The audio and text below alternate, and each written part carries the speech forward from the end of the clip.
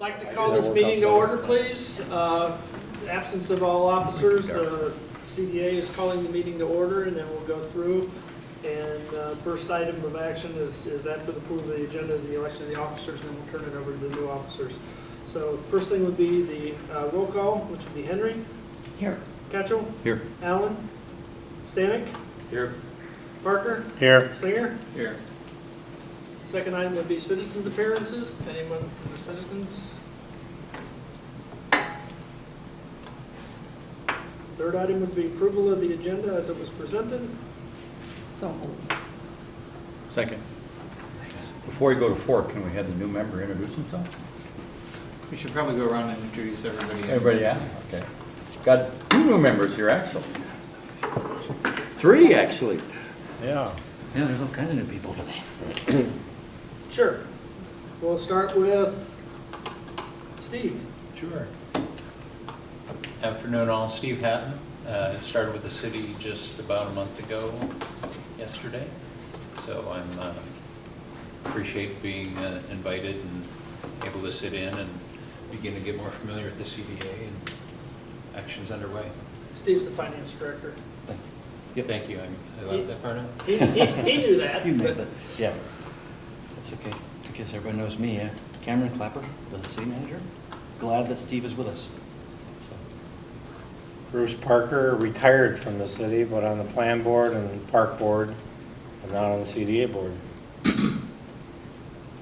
Which is the first board? park board. You spin off of all those, right? Yep. Yeah, plan. Okay. I'm Larry Catchell. Been on the CDA since maybe late 11, 2012. I'm not exactly sure. You were here before I was, so that'd be 2012. Okay, well, yeah, I don't remember if it was 11 or 12. But live in town. Main business is I have an investment firm in Brookfield. I'm Donna Henry.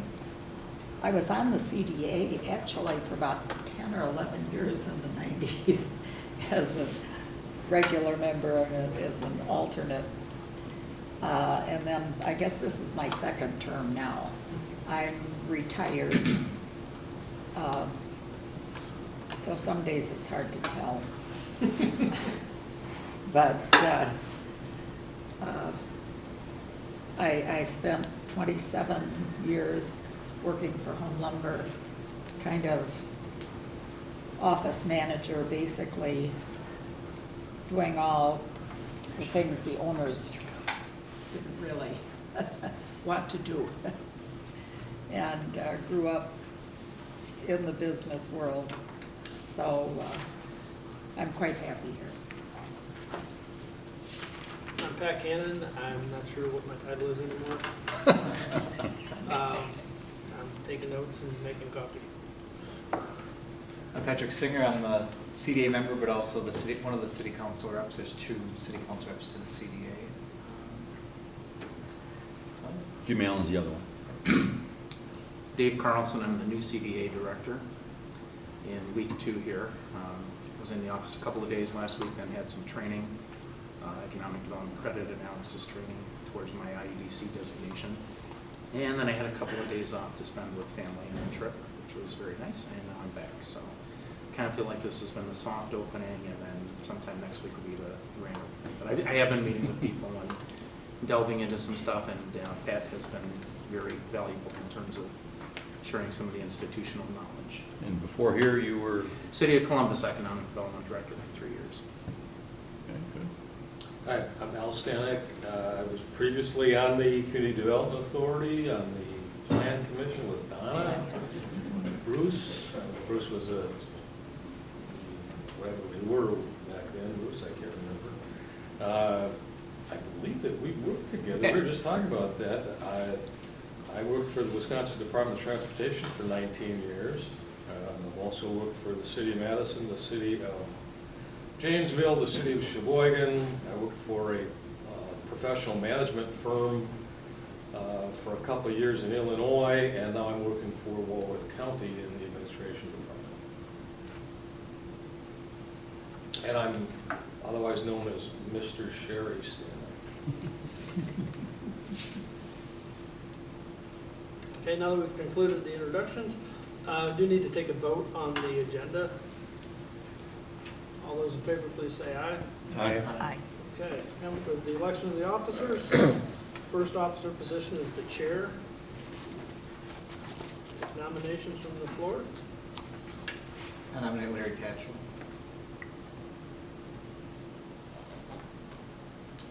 I will second.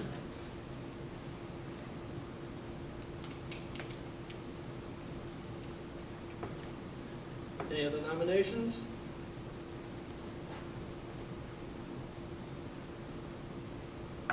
Before you have a vote, I have two caveats in interest of full disclosure.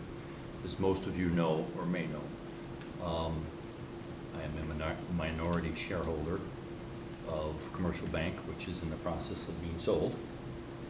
And with that occurring, that removes a major conflict. However, it's not a done deal yet. FDIC approval needs to happen. Anything, things aren't done until the deal is done and the check is cleared. But, so that's expected to occur end of third quarter to sometime in the fourth quarter. Second caveat is, and you probably don't know about this one, but in my industry, we have new regulation coming down, which is affectionately referred to simply as DOL. Department of Labor has all sorts of new regulations coming down, and somewhat like the Affordable Care Act, they are going to pass it before we know what's in it. And in our business, it means a whole lot more compliance issues, and if that gets too messy, it's not an issue directly with here, it's an issue on my time. And so I would be willing to accept it, those two caveats, knowing that those are two things that could cause me to give it back, to step down. At this point, we'll close the nominations and take a vote. All those in favor of Mr. Gatchell being chair of the committee? Aye. Aye. Opposed? Abstained? Epstein. I will turn it over to you, sir. Congratulations. Thanks a lot. I'm done. Next order of business is vice chair. And before I make a nomination, I would like to ask our current vice chair. No, if she- I don't want to do it any longer. So, I assume that's what you were gonna ask. Yes, that was. Patrick, Pat, are there any restrictions on who can be vice chair on? I don't believe there's any formal restrictions. Because we have appointed members You have appointed from members. other boards and. Yes, you have, the CDA is comprised of 7 members, 2 which are the elected officials, elected city council members who are appointed to serve on the CDA. The third position is the planning commission has a permanent seat, and we have an appointed person who's appointed by the city council. Actually, in this case, he's actually appointed to the Park and Rec Board. The Park and Rec Board has a seat on the planning commission, and so he holds that seat on the planning commission, and then the planning commission has a seat on the CDA, so he's holding that seat here too. The other members are considered at large. I don't believe there's any restrictions on who can be officers of the chair, vice chair, or secretary of the organization. The past history has been that the elected officials have always declined that position, since you have 3-year terms in your position. The officer positions are only 1 year. So usually the elected officials have always declined that opportunity and left it up to the open members. Okay, so only elected, 2 elected, 2 elected. 1 appointed. One Only the appointed. elected are kind of understand that they wouldn't take. We usually defer. Open to nominations. I guess we can't nominate Patrick Singer or Jim. Jim Allen. You could, but they'll probably decline. Well, one of them's not here, we could. Anybody interested? But the pay's the same. Yeah. I'll nominate Al Stanek. Second. You've been on the horse before. It's like riding a bike. Okay, nomination, any further nominations?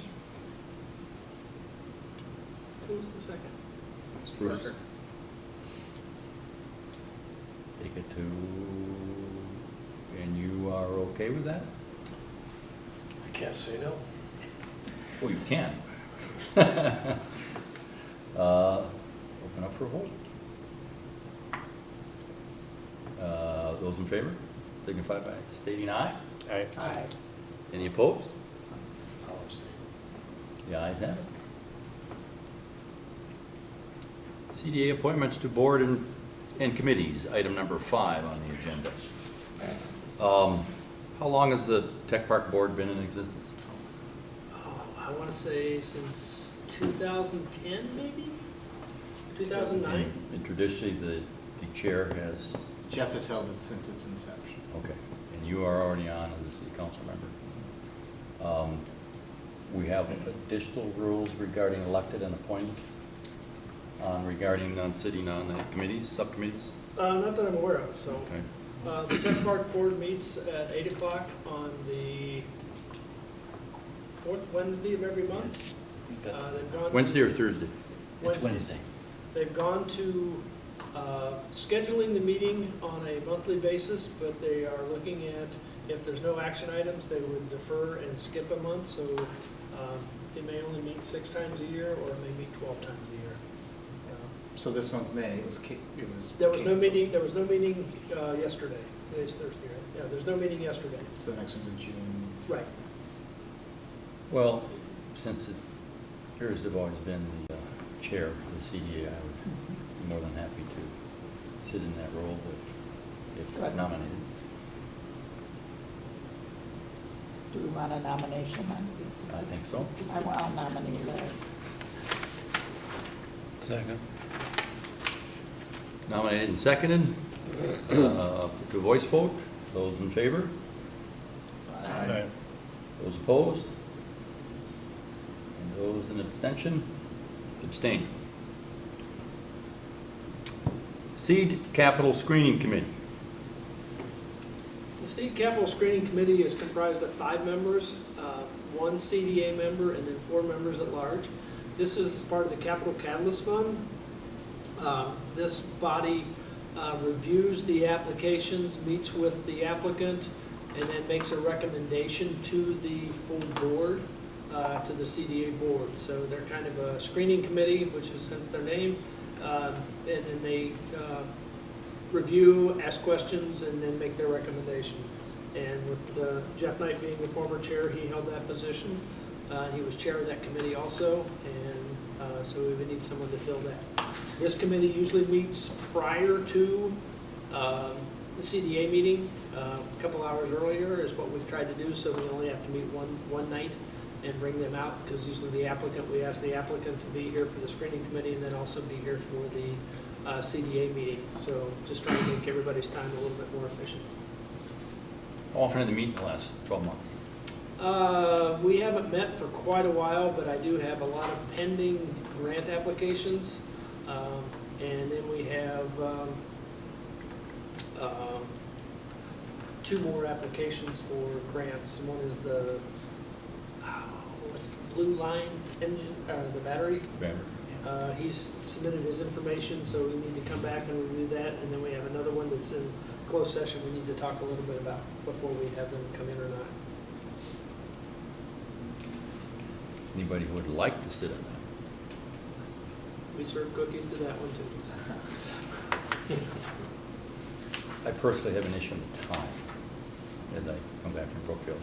And although the former chair sat on it, if possible, I would prefer personally somebody else. And it's, they get a little complicated. I mean, because you might explain, Pat, the different types of loans, grants we have available with it. Yeah, we have several options. We have a grant program that's required under the agreement with Wisconsin Economic Development Corporation, which 1/3 of the money that they put into the process has to be given to grants. We limit those grants to $10,000. So a lot of the companies will come in and get a grant. They'll also make then a loan application to us. There's two types of loans that we have offered. One is basically a loan with a payment process, similar to what you do with a car payment, which here's your payment, here's your amortization schedule. The other one, which has been the vast majority of the applicants have taken what we call the royalty investment, which is there's no payments due. It's all based upon what your gross income is. Technically, it's a 5-year note. So at the end of 5 years, that it becomes due, but your payments over that 5-year course are based upon what your revenues are. The idea behind the whole process is these are all startup companies that are very, very, very young, and allows them to be able to concentrate working on the business rather than worrying about making their payments to us. So being strapped with a loan payment of a couple $1,000s a month when they don't have any real income because they're still trying to develop their product, it's been very helpful for them. What industry are the other 4 citizen members? Where they come from? One is a professor at the university, one is a engineer, one is a retired owned a manufacturing company, moved back up here from Illinois, and the 4th one is the CEO of a local manufacturing company. Is there any flexibility in the meeting time? What's the current meeting time? We would, as needed, 24 hours notice is technically 72 under the local restrictions. but- Particularly held at right immediately before one of our scheduled meetings. It's usually 3 o'clock. 3 o'clock or 3:30 Depending or on how many 5:30. there are. And meet as needed. Certain times we had them seemed like we had them every month. For a while we did, it seemed like. But then as we run out of available funds or type that they want. But the value of them is they look at it, we give it a business look at the financials and whether or not it's viable, and then they make a recommendation to the full board through the CDA member that's sitting on that board. And we usually, have a few questions, can bring them in for additional, and but we usually trust the judgment of that subcommittee. And I'll be real honest with you, the screening committee does a great job. They are very well prepared as a volunteer group to come into these meetings. They have all done their homework and they ask some really good questions and really understand what the products are.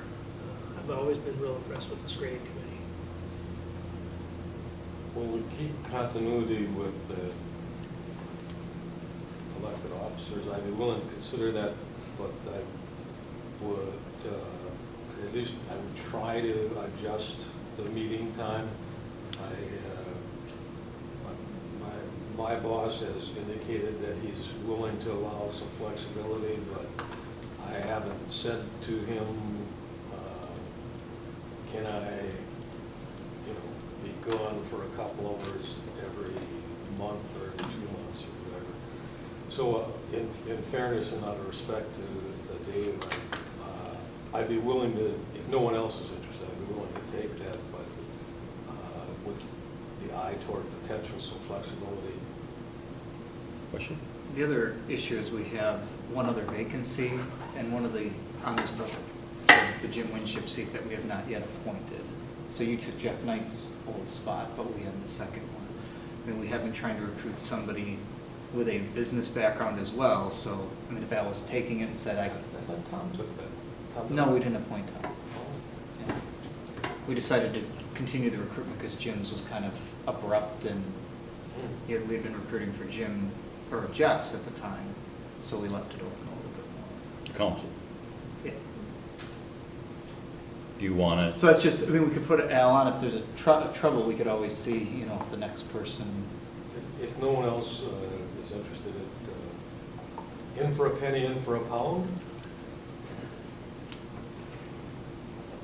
Okay. Need nomination or nominate Al Stanek? For a second? Second. Any others? Voice vote signify approval by stating aye. Aye. Aye. Any opposed? Any abstentions? One abstention. Okay, the ayes have it. All right, approval of minutes, April 27th. Al, There is one correction in the minutes. And Al, I don't think you can participate in this because you weren't, He Can? can vote, he can't make the motion. okay? Now, Dave, are you up on the Murphy Rules of Order? Because we're going to expect. Robert's Rules of Robert's. Orders? Yeah. Well, the one I always used are Murphy's, the ones that always went wrong. You have to be present at the meeting to be able to vote, to make Okay. the motion on the minutes. What's the But change? you can vote on it. The changes on item 12B, it should be grade J, step 2, and the amount was 64481. Not 68. Honest man. You didn't want to let that one slide by? I don't think it would have slid by so long. Okay? I'll move approval with that correction. Second. We have Well, in a second. discussion at all? I've got a couple of questions of ignorance. Approval, any discussion? Go ahead. Under item 10B, I'm a little confused by the wording. It says, it was reported that despite not having self-certification forms on file, a policy is needed. I'm not sure, does that mean that self-certification was, we thought was good enough, and instead we need a policy? yes.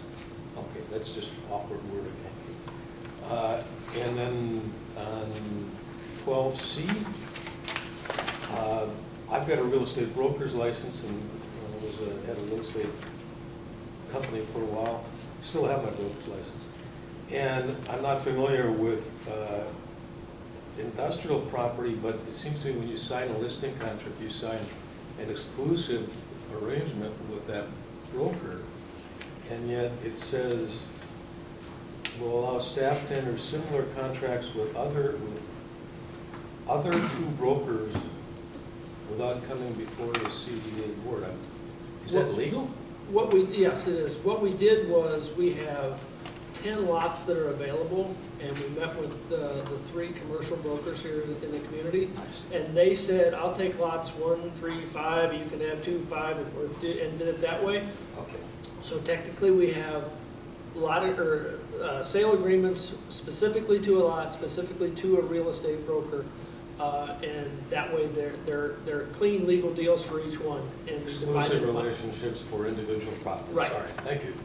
And we did them all separately in negotiating the rates and all that stuff, because there's some potential, they can't be party to a group type thing. So we had to meet individually with each one and came up to an agreement with each one. And so at the last meeting, I brought forward the one from Linda Plattner and her partner, and they approved that, but then they also said, go forth and get the other ones completed so that we didn't have to bring it back. So they're already signed and done, so everything's up, and you can see signs up already. But they're all included in the multiple listing, right? So anybody could sell any of them Exactly. with the co-broker. And if business comes down and deals almost exclusively with you and goes through it in a pretty done deal, then the rate that they would get paid would be different than if they were more actively involved in it.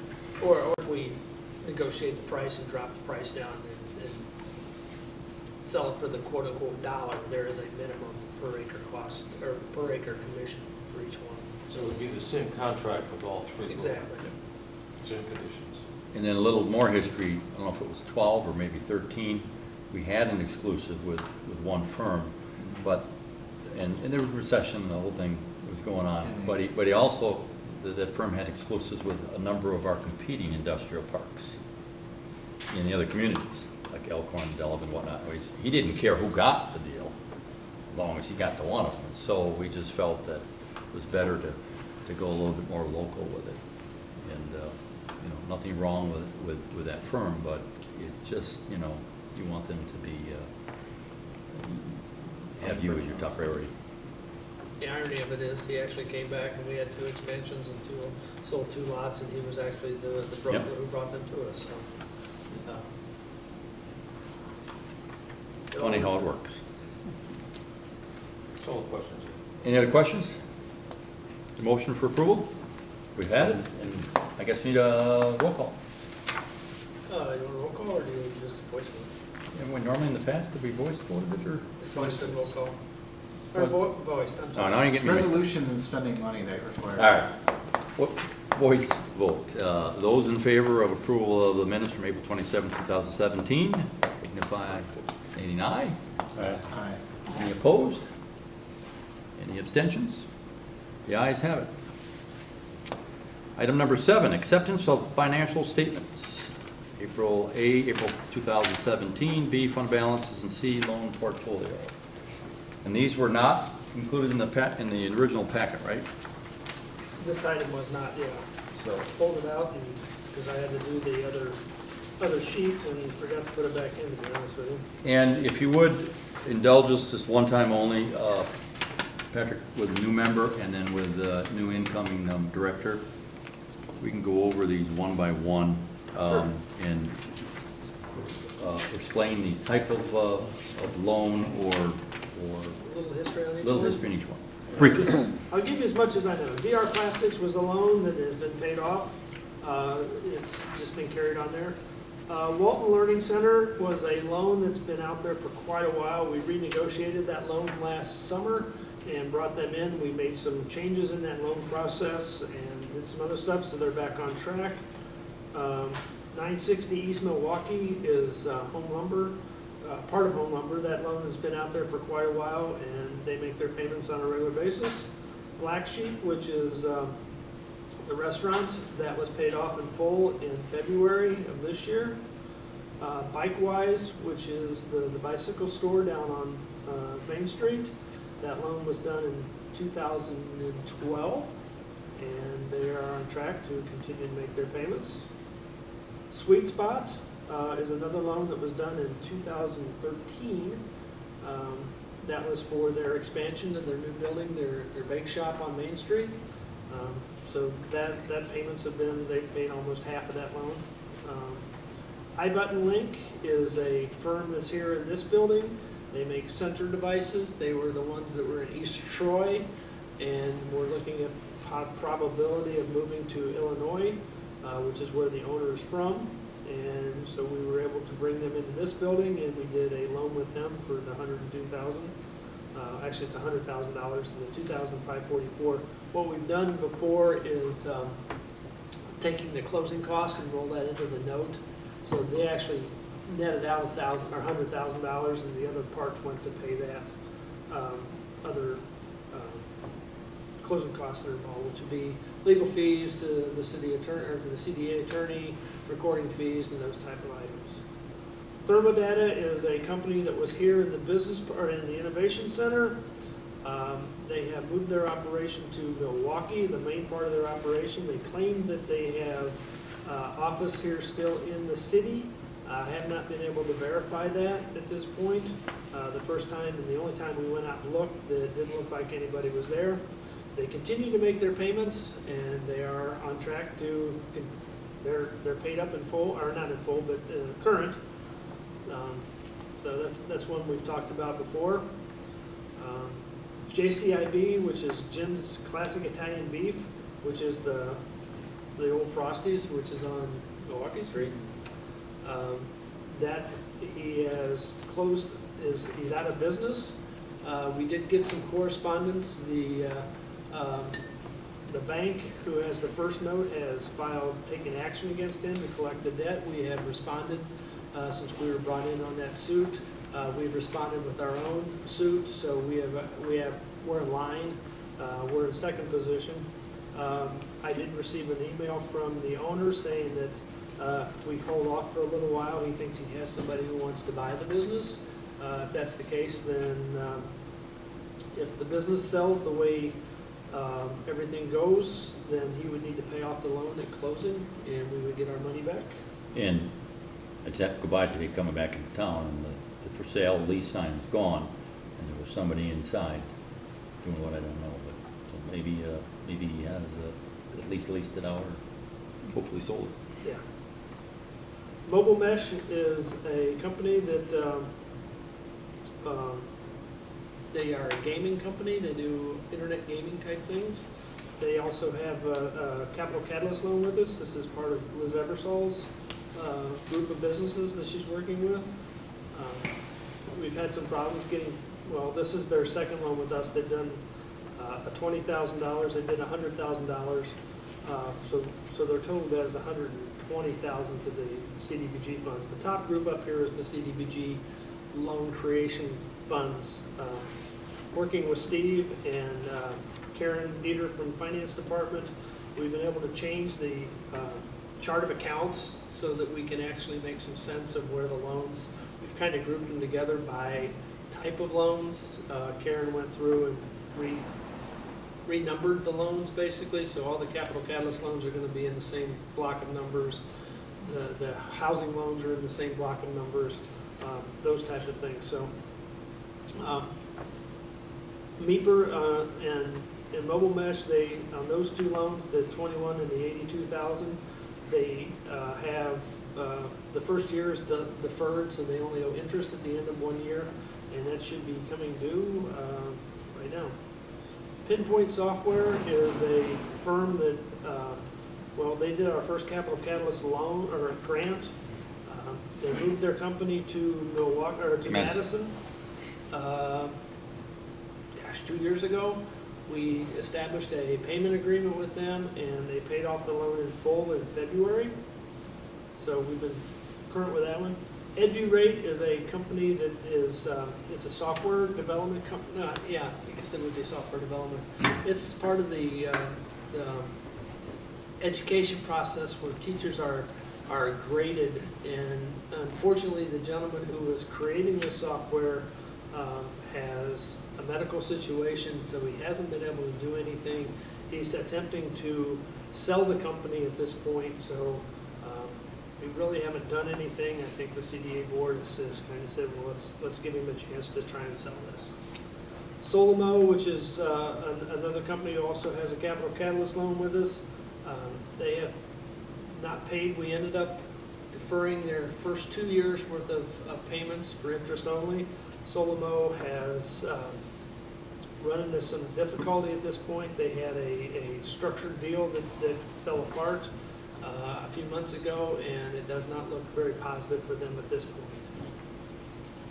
MEPR, again, that's the same one as above. This was their first loan. Mobile Mesh is I always get these two confused. Mobile Mesh does the little engines, I guess you would call it, for Legos. No, that's MEPR. That's MEPR. Okay, got them the other way around. You talked about Mobile Mesh already, Pat, because it was up Okay, well, above as well. MEPR then, they make little engines for Legos. They're doing quite well. They have a store downtown. They're getting some great press. I know that some other larger companies have been interested in looking at them. So everybody seems to be happy with that one. V2 Leagues is another gaming company that started under Liz Eversol. Again, they have been making their payments on a regular basis. They've been doing okay. Pat, can I interrupt you? Sure. So the second MEPR Tech and the second Mobile Mesh are both older than a year, and they have no payments. So you said the first one, if I heard you correctly, they had to make the interest payment after 1 year? 2 years. After 2 years. Originally, it was 1 year. They came back and the board gave them 2 years to do that. And they've passed that date. And then the second loan, that's also past that date. So we need to start our collection process to get those payments. And I've already spoken with the finance department, and we're trying to get them on the ACH payments. And I know Karen in the finance department's already billed them for everything, so we can get those starting in collection. ACH is the automatic clearinghouses, so that we just take the money right out of their checking account on a regular basis, which is the way we set up V2 Leagues, which works out really well. DP Electronic Recycling has actually 2 loans with us. This one is a UDAG loan, which is the Urban Development Action Grant from way back when. We loaned them $34,000 to help them pay some of their initial engineering, and the board has taken action not to take any action for collection because they are in the process, we hope, of finalizing their financing so they can build their building, which would be located directly behind us. They're looking at about $11 million process that they're looking at, 100-some employees. We already have a land agreement with them. Again, we're just hoping to get their financing done. It's been dancing around for quite a while. Has there been any update? Have you heard anything, Cameron? No, Pat and I be I think on the same page on it. I have not heard anything new. I got an email from Dale Helgeson, who's the owner, president, and he has 2 companies, and whoever comes across with the money first is the one they're going with. And again, we're real close, but we've been there real close for a long time. Slipstream is a company here in the Innovation Center. We have 3 loans with them. One's a UDAG loan, and the other 2 are Capital Catalyst loans. Which is a UDAG? The second group there.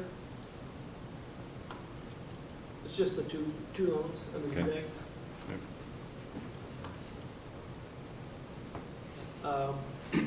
Slipstream was supposed to come in and meet with us and give a presentation. They haven't been able to find a convenient time, so we need to have them come back in and give a presentation to the CDA board on where they're at, where things are, so that we can look to see how things are going. We need to communicate to them that whether it's convenient or inconvenient, they need to make a time. Got no problem with that one. Pat, is the problem with that in terms of them making time to come to this board versus us going to meet with them to get that information? Them coming to this board. I think this has been on the agenda for a while. They actually We're to did- them for a while. They and- actually did come to a meeting, but we kind of ran out of time. The meeting we had at City Hall before the council meeting one night, and they really didn't give a full presentation, but the last 2 times they haven't been able to, they notified me that they've had other commitments. One of the issues has been they've pivoted a lot, so we just want to get an update on where they're at today, because what they presented, and, we've given them several iterations. Cameron, I want to know what's. their main product was a software program for recreation departments? That was one of their products, yes. Does that still exist? Does our rec department still use it? It does still exist. It is still in use, but I don't know how often it's in use. I'd have to look it up and find out. What was it called? ACT? It was Ghost Drive. Ghost Drive. So I know, as mentioned, there've been their technology, and as it relates to, in addition to that application, just sensor technology and collaborating with other groups that produce sensors to make it a more of a visceral experience with your phone, and you go someplace and you can get more information about whatever's going on. I know they've changed direction a little bit a few times, so I don't know where they are now. And And I don't know how widely it's used. Ghost The Drive. last thing was Jim Winship was working with them, some kind of storytelling Right. around Whitewater where it would use location-based things that he was narrating to basically say, oh, here's this historic house, or here's a story about X, Y, Z. So So did that get up and running then, or? I haven't taught, They're up, but they're not running at full speed yet. there's been no press on it that I've They've seen. just done a couple small contracts, like Patrick indicated, they've pivoted several times, and that's what we want them to come in and explain to them where they're at, what their plan is, and when's this gonna get finalized. Do we have locations where they're up at, or? I wanna say Fond du Lac. And nothing in Whitewater? Just through the Park and Rec, from what I understand, but I don't know how often that's used.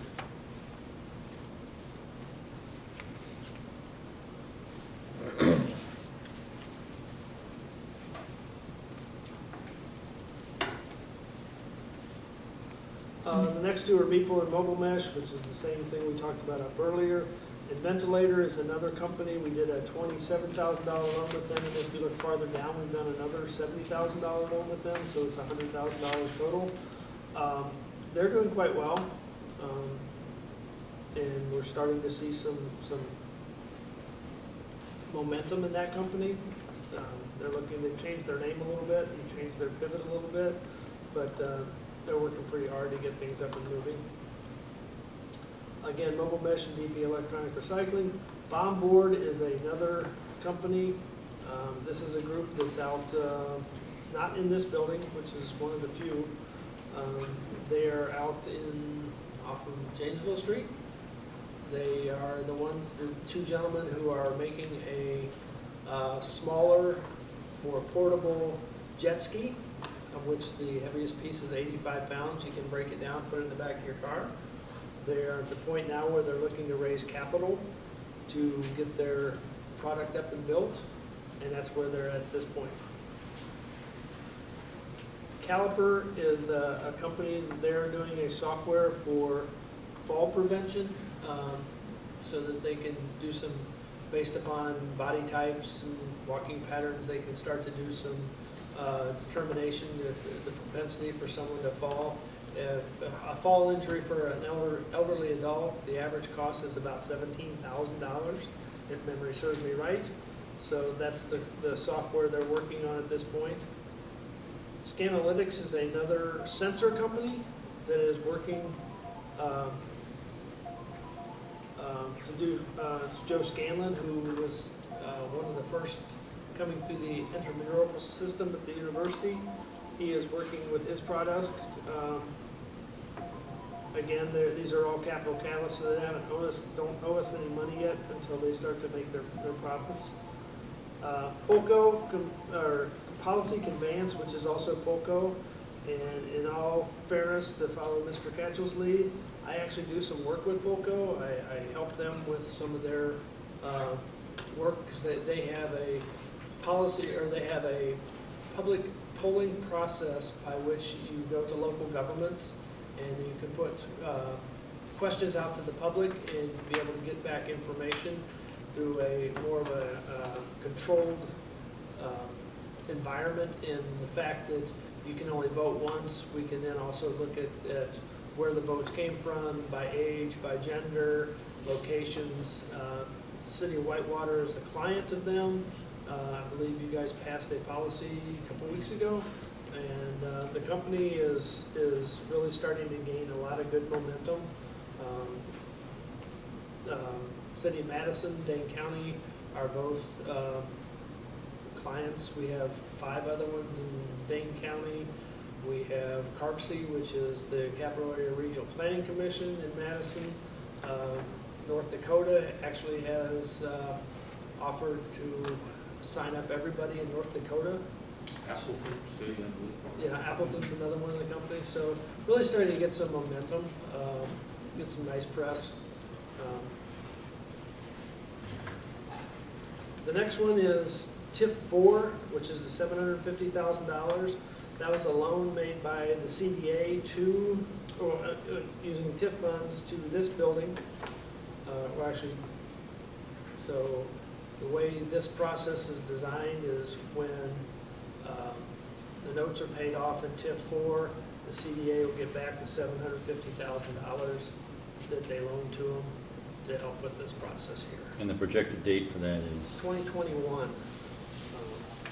I haven't run numbers lately, but that was our, myself, I ran my numbers independently from Baird, and we both came up with the same conclusion of the same year.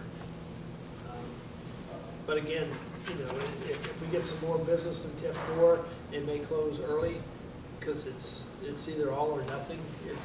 And TIF 4 includes what areas of town? TIF 4 is the distressed TIF.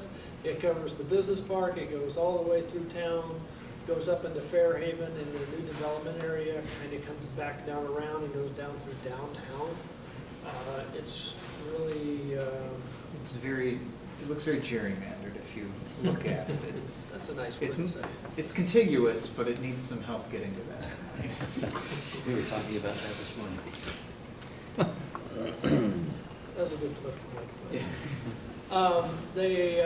It's a distress tip, and under the state statutes, it gives you a longer period of time to collect the debt, but it prevents you from doing any more improvements. You can still charge the TIF for operating expenses and those type of things, but you cannot go and put a new road in or anything like that. Unfortunately, in our case, to get off the subject just a little bit, state law allows 12% of your equalized value for TIFs. TIF 4 itself, at the last count, is about 12.4% because of the devaluations of properties that we've had since 2008.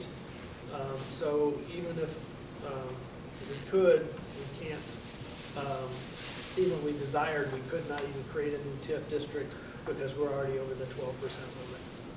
So we need to make sure that we can get TIF 4 paid off as soon as we can, concentrate on that.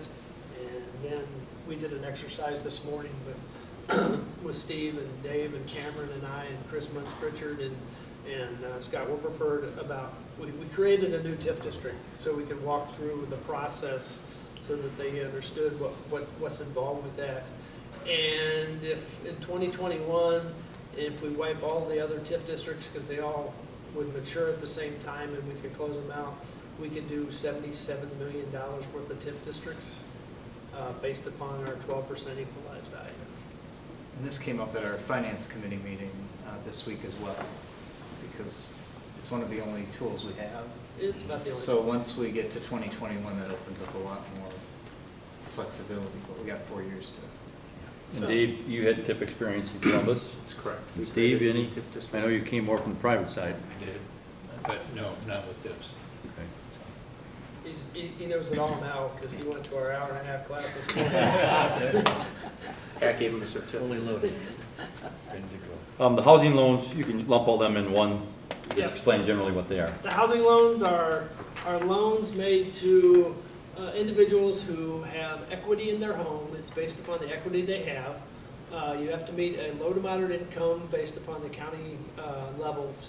And it's to bring your home up into a safe and livable sanitary condition. You can only do certain improvements, which would be things like roof, windows, siding, electrical work. Things that are prohibited are things like new carpeting and new painting. The loans are technically, I think they're written for 20 years or 30 years, but the process, the way it works is they are a 0% interest loan based upon the equity. We have a mortgage back on the property. We're either a first position or a second position, sometimes a third position if you have a home equity loan. But again, you have to have the equity, showing us the equity in the house before we do this. The loans are 0%. There are no payments due until you sell the house. So basically, you get to use the money. I use my mom as the example. She's 91, owns the house. If she needed a new furnace, she could do that, not have to make any payments, and just when she sells the house, then they pay off the loan to us. Where do the funds come from?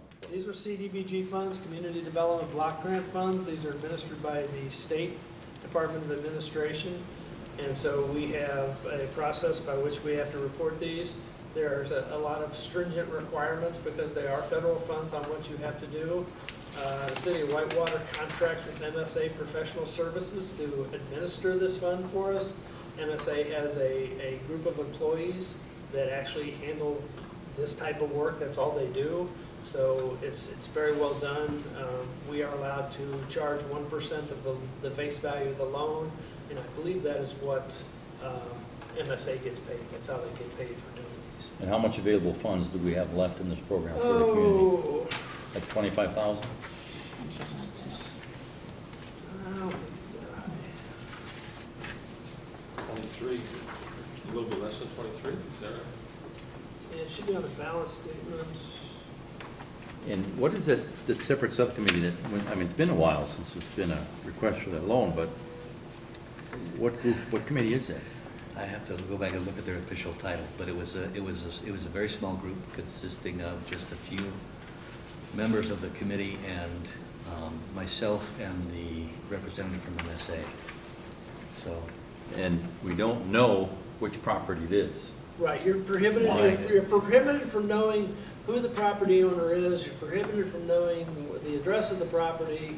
It used to be you would know who they were, where they were, and you could go by and look at it, but over the years, HUD has said, that's not appropriate, because there is really no discretion in this at any point. If they qualify, you have the funds, you have to give them the loan. You can't know who the contractor is either. No, you can know who the contractor is, because there's a process by which the contractor has to be qualified and has to meet what's called the SAM requirement under the HUD rules, which means they're not disqualified or disbarred by HUD.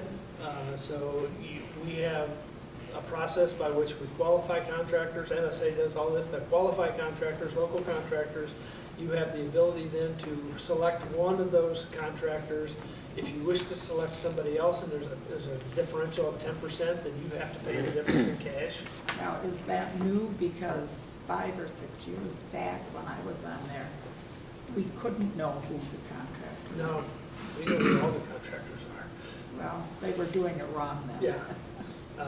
Because the check has to be made out to the contractor and to the homeowner at the same Well, the time. director knew who it was, but the people on the committee did not. You should know who the contractors are. Well, you didn't. I have a question, Pat. Are we all up to date with reports on job creation, where that's required and all? We got a report back from the Department of Administration, and they said that we have not completed all our self-certification forms, and they asked us to draft a policy. This was on the letter that they had sent and the field work that they came out and did. Everything else has been cleaned up. So I'm starting a process. I wrote to them today asking them for some clarification, and then we'll draft a policy on self-certification forms, because I'm unclear how long they have to do those and how long we have to keep those. Is this something you have to do for the life of the loan, or is it only good for the term of the job creation period, and how long you have to do that? So, And this is the issue that we need a policy established. This is the question I asked, right? yes. And back to Mr. Catro's question, in cash, as of 4/30, we had $29,260.17. We have loans of $241,724.91, for a total asset in that fund of $270,000 plus. I don't think it's been several years since We've done one loan since I've been here. We've had a couple payoffs, but, In fact, the last time the committee was assembled, Jim Winship, who's a recent resigner from this committee, was still a council member. The fact that I don't remember what the committee's official title is a Well, good I was on it. indication of how often. I believe Harry Devitt was on it. Mhm. That might have been it. But, I mean, I was the member from the CDA appointed to it, and I don't know if we had you do it in there at all. I was a citizen member Okay. on that committee, not from CDA then. Right, well, thanks for that update. I hope that, do you have any experience in the housing loans Can I? back in Columbus? No. Columbus is not an entitlement community, so we wouldn't have the funds. The county would have Don't meet the administered LMI requirements. Okay. the county would have administered the funds. You could get the loan through the county. Al, question? Clarification, I just wanted, so we have, you said roughly $1 million of money available in that account? We've committed 260 some, and then we have an outstanding balance of 240 some, is that what you're saying? No. No. How much is it? I was For- confused for by the which- numbers there. for How much which is fund? Housing? remaining? For the housing fund? For the housing, yeah. We have $29,260.17 in cash. If you look at the very last sheet of your packet, Okay. I thought I heard a $700,000. That's what the TIF, Oh. what the city owes, All right, the CDA Yeah. for that. okay. So the housing is, like we said, under 30,000. yeah. The limit is by HUD standards, or by HUD levels, you can only loan up to $35,000. There are some exceptions to that. If it's an emergency, you can go over, but again, it's all based upon the equity. Then if you go to the last page under the financial assets, which is the Excel spreadsheet that I put together, there's two funds in there, which is the Marine View Development and the Program Administration. That's $14,927.06 and $27,1850. What page are you on? It's on the very last Very last page. one. Very last. Thank you.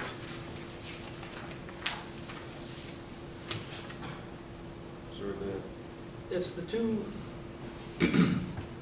it's account number 1104 and 1106. They've been out there for a long, long time.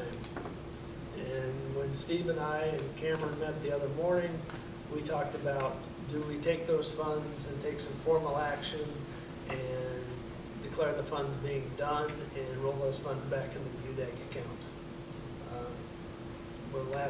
I asked Doug Saubert when he was still here if he knew what the funds were for, and Doug did not realize. I mean, he did not know. So they've been carried for a while. They're sitting there. They're not doing anything other than pulling down 70 cents in interest, I think it was.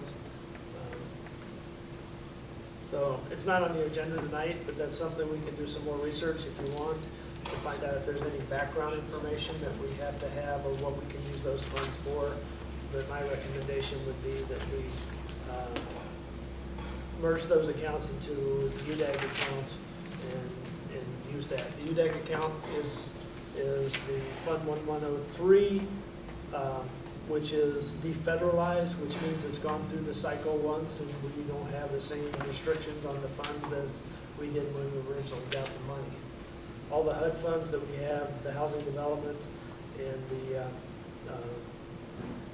job creation money still has all the same federal requirements for paperwork and job creation as they did the first time through. So altogether, all the programs, you have about 3.1 odd million outstanding loans. We have about 786,000 available. Yep. The various programs. Yep. What's the investment in the facade checking? That's a CD that, Okay. So that's really available. yeah. And I'm not sure when it matures, but it's, I've checked with USDA, who is now the administrator of that fund, the facade program. It was a different federal agency that's no longer there, and so all that fell under the USDA's responsibility. I talked to them. They said we can reuse the funds, but it has to be used for the same purpose by which the original grant was given. So we'd have to use it for some type of facade development type of a thing, or some type of economic development in that aspect. But we have some options, because right now you're looking at $170,000 in there, and we haven't really got too many people coming in and asking about it. It's a low-interest loan? And what are the typical terms, your payback? It depends. Most of them are 3 to 5 years. It's for exterior improvements on their buildings. Usually it's in the downtown area, but. When downtown Whitewater originally created, wasn't their first big push was on facade loans? Were you on downtown Whitewater at that time? I was not Nope, never on it? I was on Frankfurt. And then it just kind of stopped? Yeah. We did it in Sun Prairie when I was there. We did it as a grant program. We were able to put in about $200,000 out of our TIF district, and we probably got $800,000 or $900,000 worth of improvements out of that in the downtown area. But those were all given as grants, the 2-to-1, 3-to-1 type of a match. These are loans. Well, downtown had a separate fund for facades, I believe. Downtown Whitewater did? Yeah, There was two, and they got merged together several years ago, And what I could ascertain. and I believe they ran out, they issued all the money, or most of it. Yep. But now, with this, there's $145,000 in cash or checking, plus $25 or $25,000 CD. But that's for citywide, Yeah. so there's downtown group and others can go out. Is there a cap per business, how much they get in? I don't have the policy manual in front of me, but I think there is. It's probably 10,000 maybe, probably whatever the match is. Is it something we want to consider, making known that it's available? It kind of disappeared for a while. Yeah, we just Did- brought the Yeah. manual back a couple meetings ago. Jeff Knight asked me to bring the manual back and said the manual was in good shape. But yeah, I think it's something that we probably should work with our new public relations person and have her go out and really start to broadcast that these funds are available, because, I mean, we're sitting on $170,000 that could be used in the community, and, you know, if we loaned it all out, you're getting $350,000 worth of improvements, because it's usually a one-to-one match. So I believe the downtown group believes that they don't have any money to work with. So I think we talked about that a few meetings ago, to try to get everybody together to go out and try to solicit more improvements. Yeah, this isn't earmarked just for them, but they could compete for it. For the whole, because we talked about, I think at that time, we talked about getting the chamber involved and others involved to try to go door to door on some of these businesses. The one we just set, I just set one up in Baraboo up there, and we're in the final process of doing that, but we also made some of that a forgivable loan based upon what your match percentage was. I think it was either 3-to-1 or 5-to-1, and you had to stay in business for 3 years. We would forgive the loan at the end of that period of time.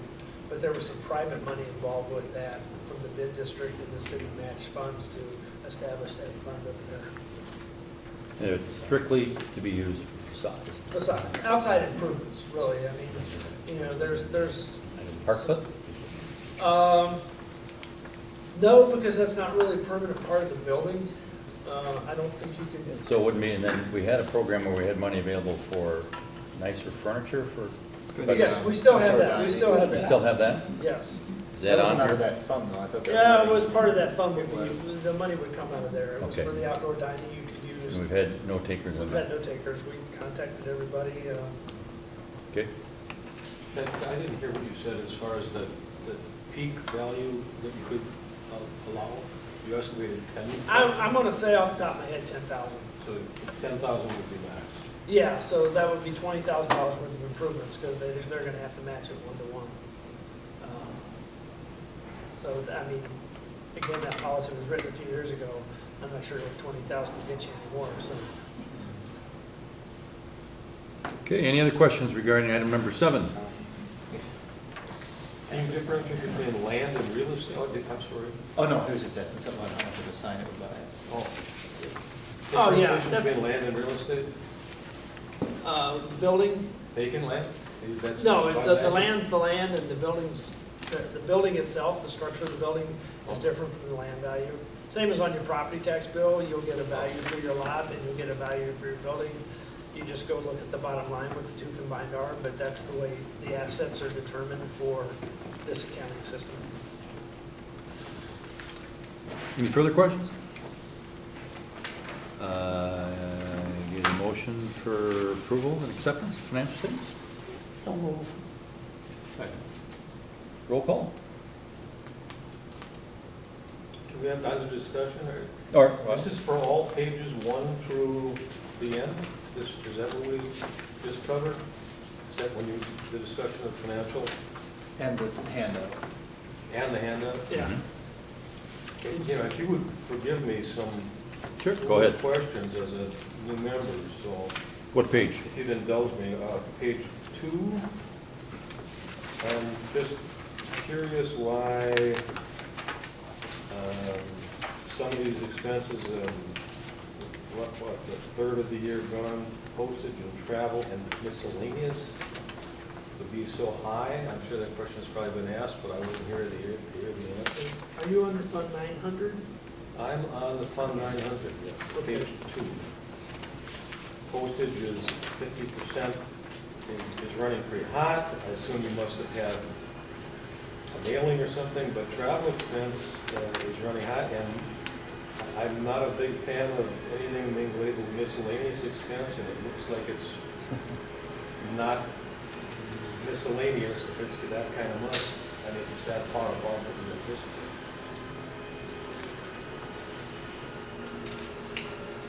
Postage is basically the cost of sending the packets out to you guys.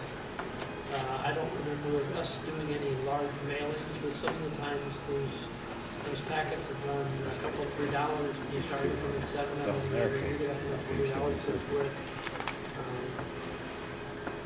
So that was probably under budgeted, was travel expense probably that under budgeted?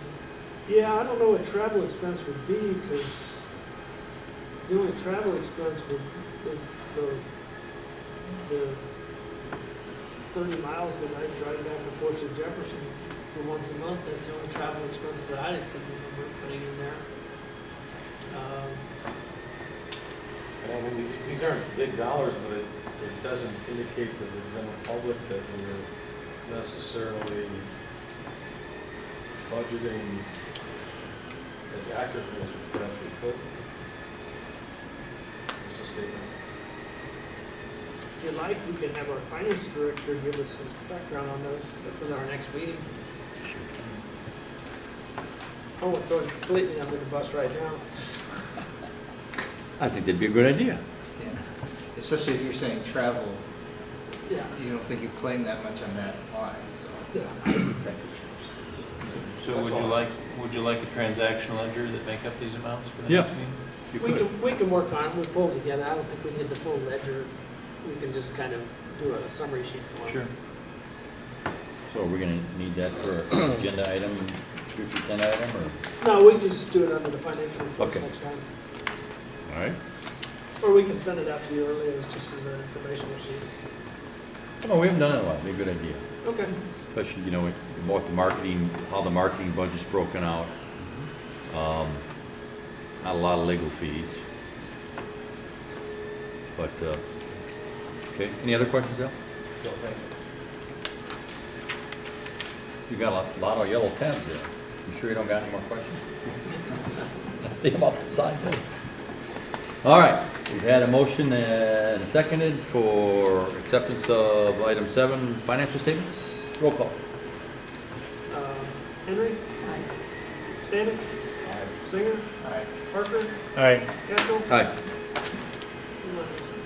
Move to item number 8, regarding presentation regarding CDA housing study. That's not going to happen. Can we direct Pat to call Russ?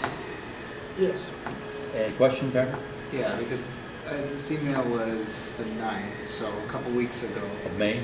Yeah, Jeff, who was still the chair, had sent an email to Rustication saying, and copied Pat and myself saying, hey, can we expect a drop dead date on this? We really need to get this moving. We received a little bit of a taste of a part of it at a previous meeting around, but only about the R2A component. But I don't know if Russ never replied to all of that email. I don't know if Jeff indicated that he received that, but Jeff's text to me today, as he was saying, you remember this on this agenda, was, where's that housing stuff? So I don't think Russ has been in contact with Jeff either, so we gotta get that done. Right. And We haven't paid them for We that. paid them for half. Well, let's get our half. No. And we've got a draft, but we have not got the R2A. Where did we put the original request in? How long? Last fall. It's been a while. Yeah, it's quite a while. Well, and especially in light of article in today's Milwaukee Journal, we really need this moved along quickly. So Patrick, if you give him a call, I will also follow with a call. Be happy to. Nothing there. Item number 9, consideration discussion of developing request for proposal for economic development advisory services. Pat? This was one that I asked Mr. Singer asked me to put on the agenda. So there was a slew of things that we had talked about over the last couple meetings that are on this agenda today. This was one of them. Obviously, we have David here now. Pat, though, is going to be transitioning out through the rest of the year and also potentially being used by Cameron more to assist on some of the finance end with Steve and getting that up to speed. So we had talked previously with bringing David on. We want to give him every resource and help at his disposal to make this very successful. So we had talked about coming up with some kind of an RFQ or something to go out and look for potentially some kind of an advisor that could be at David's disposal at whatever fixed costs we decide. And that's why this is on. So this is just a follow-up from our kind of previous meetings as we were going through the recruitment. The other thought would be, I know that Mr. Knight in some of his comments has indicated in his opinion that we should go out, or the city should go out for a new, for an RFP for a financial advisor. We might be able to do that at the same time, and most of the financial advisors, I know Ellers, Baird, those firms that do that, they are very well qualified with helping the financial aspect of, and usually they don't charge for any of that type of stuff. And we just talked about that at the finance committee meeting this week about going out for an RFP Right. for that. So I mean, the city's We already can add starting to that. put that together. This could just be tacked on. Yep. The CDA would be. When's the last time we actually did that? How many years ago? It predates me that there was ever any RFQ or RFP process for financial advising services. We've been working with RW Baird for years. They provide us a number of free services as requested in anticipation of assisting with borrowings in the future and other things. So, As I'm assuming Ellers does too. Yes. yeah. Yep. So I don't think it So- hurts to go out and look and so they know that. It doesn't hurt by any means to be able to do that, but this is more from the financial and the borrowing side, and that's that type of stuff. We used Baird when we redid TIF 5 to redo the project plan. They were the consultant who helped us. I did most of that work, but my background is in the finance area. Ellers does a lot of nice training programs. They charge for it because they have to, but it's rather a small fee. And they do, gosh, twice a year, I think. They have a nice set of training programs that they do. And they're all professionals. There's several firms out there, and if you call them, they'll give you the answer. They don't nickel and dime you by any means. Who'd you use in Columbus? Ellers. Okay. I went to their public finance seminar up in the Dells in February. Yeah. Good stuff. Becker? Yeah, I think that was just our concern, was Baird had been really looking at through the lens of the bond council and TIF, where we wanted a little bit more well-rounded Right, somebody that's coming. assistance to help us with many facets of. And the gentleman at Baird, who was the financial advisor, has actually moved up in the organization there. Brad Bigot, who's moved up, and he's not really at the, what I'll say, at the client level anymore. He's moved up into more of the management side, so we'd almost have to be breaking in somebody new. Mhm. It's a good time to do it. Yeah. Do we need any action for that? Nope, it's up to you guys. If you want us to start looking for an RFP or an RFQ, whatever you want, we can start getting one drafted. There's a process under the Wisconsin City County Managers Association, which I'm a member of, Cameron's a member of. It's called a park inquiry, which is peer assistance, something. Basically, you send it out. It's an email that goes out to all the city, county members, and we could say, basically, do you have an RFQ for economic development services? And we'll probably get 5 or 7 replies that says, yeah, here's my RFP. And it's just a way not to have to reinvent the wheel. But I think in the context of piggybacking on what we're already doing with the finance, because we're looking at that kind of assistance tacked on with economic development. So I Right, think that- what I'm saying is that there's some already out there that Cameron could use and Steve could use to draft that document. Because when we get down to the next item on legal services, I've already put out a request for RFPs for legal services. So, Okay, well, What I think we'll do, in your other hat, Pat, if it's all right with this body, since we're already working on it with the finance committee, yeah, the 3 of us will be working on it. For, Yeah, well, 4, yeah, as for the economic development side, that's right, Dave's gonna be here. and while, I should have worn a blue shirt, I'm sorry. while we still have Pat here, part of the problem that we had over the past couple of years was we only had him for 2 days. And one area that we lacked up here was in retention duties. I mean, when Tom was here, and if you two, because while you got both of you here, are able to really put an emphasis on that, just because you got 2 bodies for now, because I mean, we never, when we had Tom here, he left, how long ago Tom leave? Oh, 14 months? It's been a year. And so, you know, we've had a pretty nice generally in the economy been pretty nice. At some point, you know, it can continue on, but at some point we may hit another bump. And it'd be nice that we know all the people out here, especially you coming in new, I think it's, you know, should be done anyway. My priority is to get to all of these for sure, like right away. Good. Yeah, and Perfect. Cameron had asked me to put together, for both Steve and Dave, kind of here's what you need to know. And so I kind of put together just some basic stuff from my finance background, my CDA background, but I also put together a list of probably 25, 27 names of people that they need to get out and meet. And some of those would be BREs rather easily. That would be well worth the time and effort to go. My contract says I do 40 hours a month for CDA. And then Cameron and I and the city council has agreed that any other work that's basically finance related or city related. We'll go on top of that. Would be so Okay. billed separately. So we'll still get our 40. You'll still get your 40 hours, and that's 40 hours on site too. That's not 40 hours type of minutes at home or anything like that, so. And you've got Judy to take minutes? Jill, I'm sorry, Jill. Yep. She will watch the video that is so skillfully being provided at this moment, our video recording, and take care of that for us. we have to go back about every 15 minutes and bumper, you know. We can do that here live.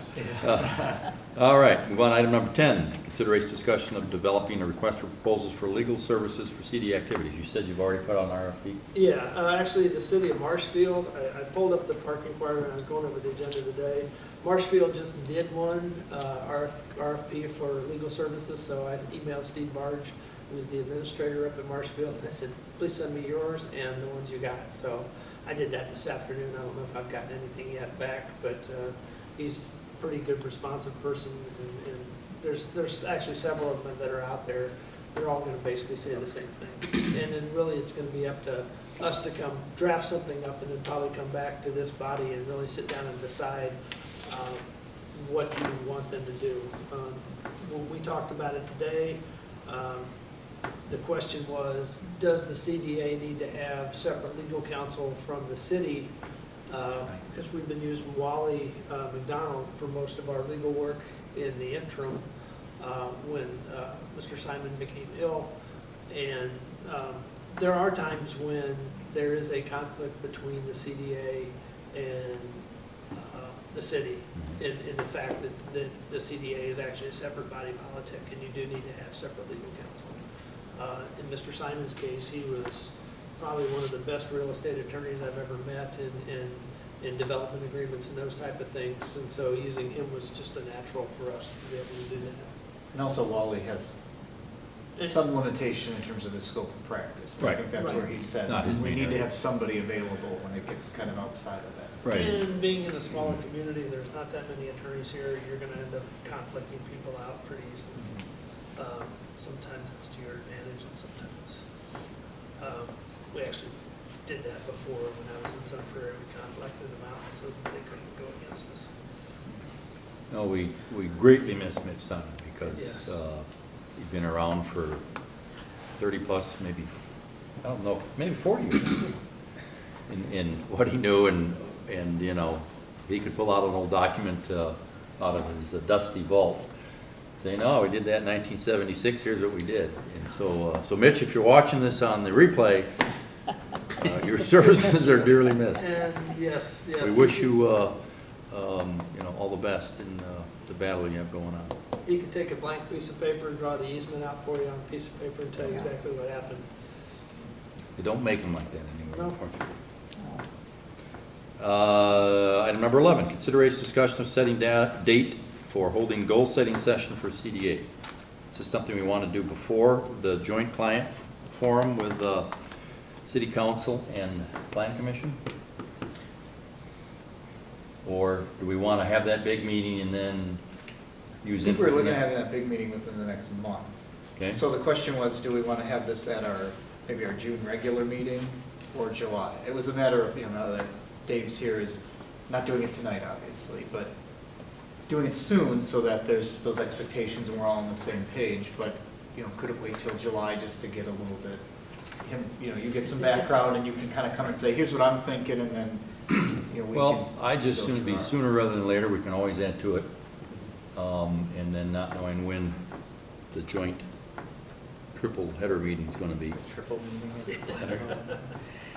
I guess, if you don't mind, my question would be is, how do you want to do this? Do you want us to facilitate a true goal-setting session, or do we want to just brainstorm, or how do you want to do this? Or do you want us to come up and work with the chair and come up with a format on how we want to do this so that we can really structure ourselves for setting goals rather than spinning our wheels a lot of times, which happens in those type of meetings?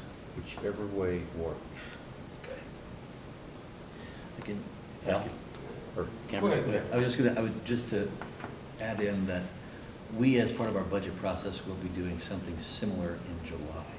So if that, I just want to bring that up to say, I do think that it would be advantageous for this body if you wanted to have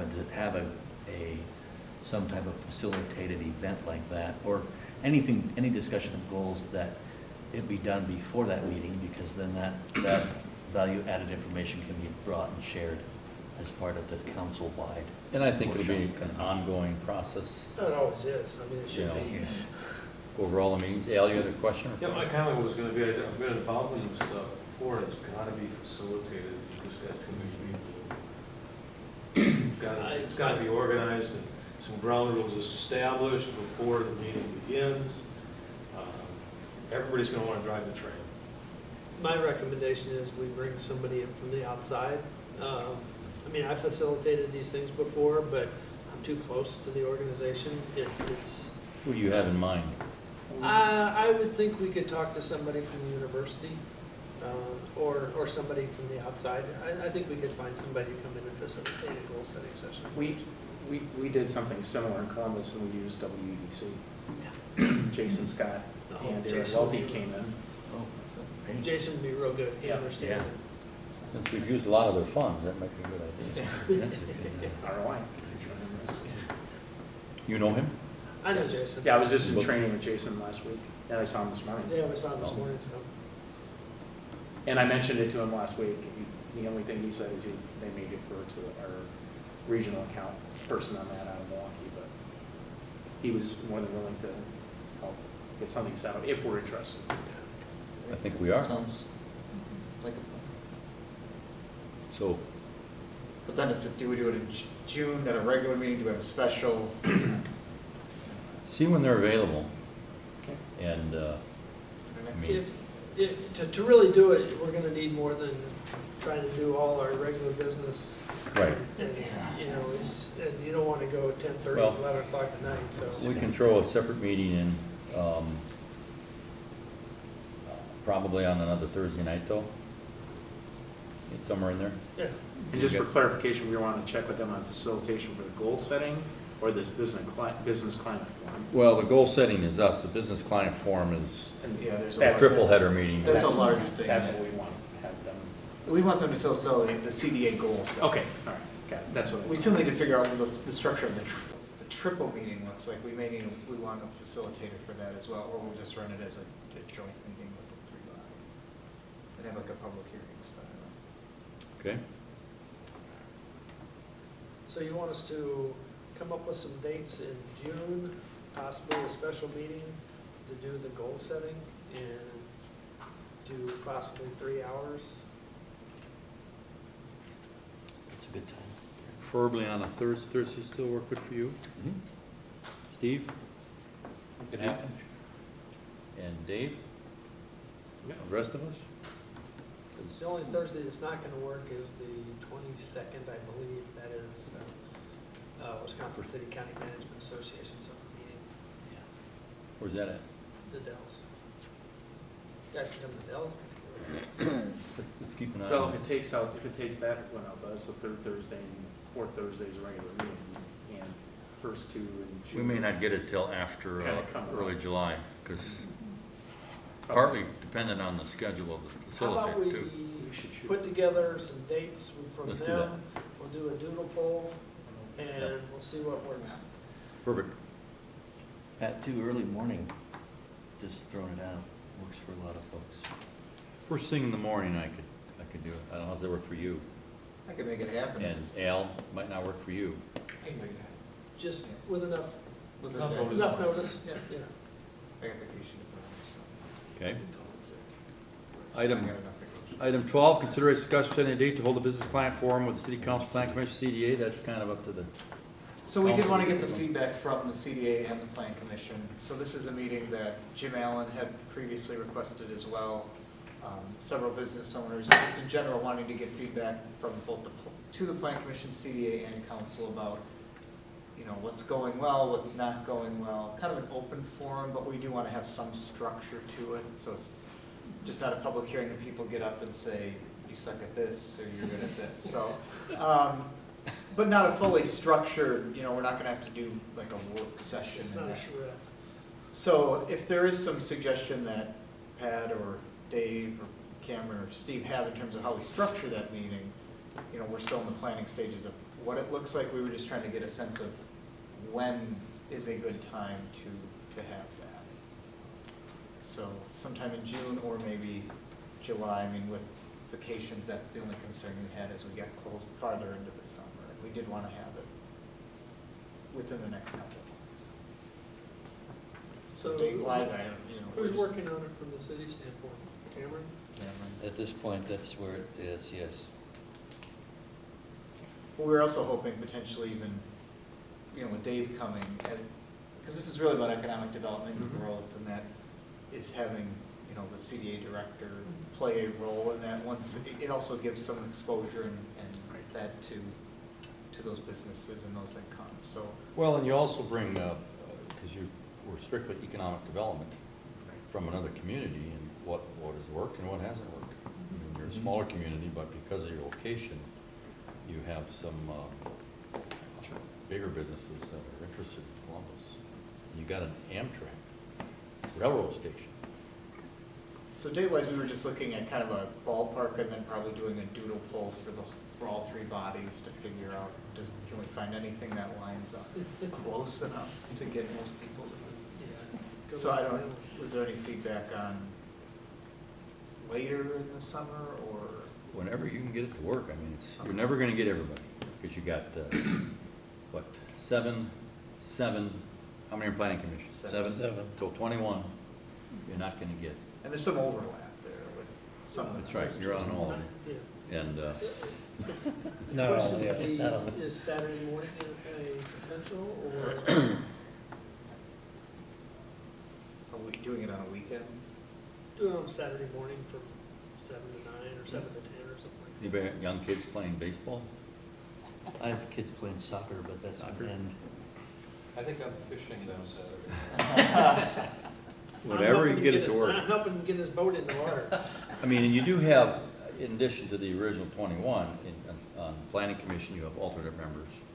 Plus, if you're inviting business people, Right.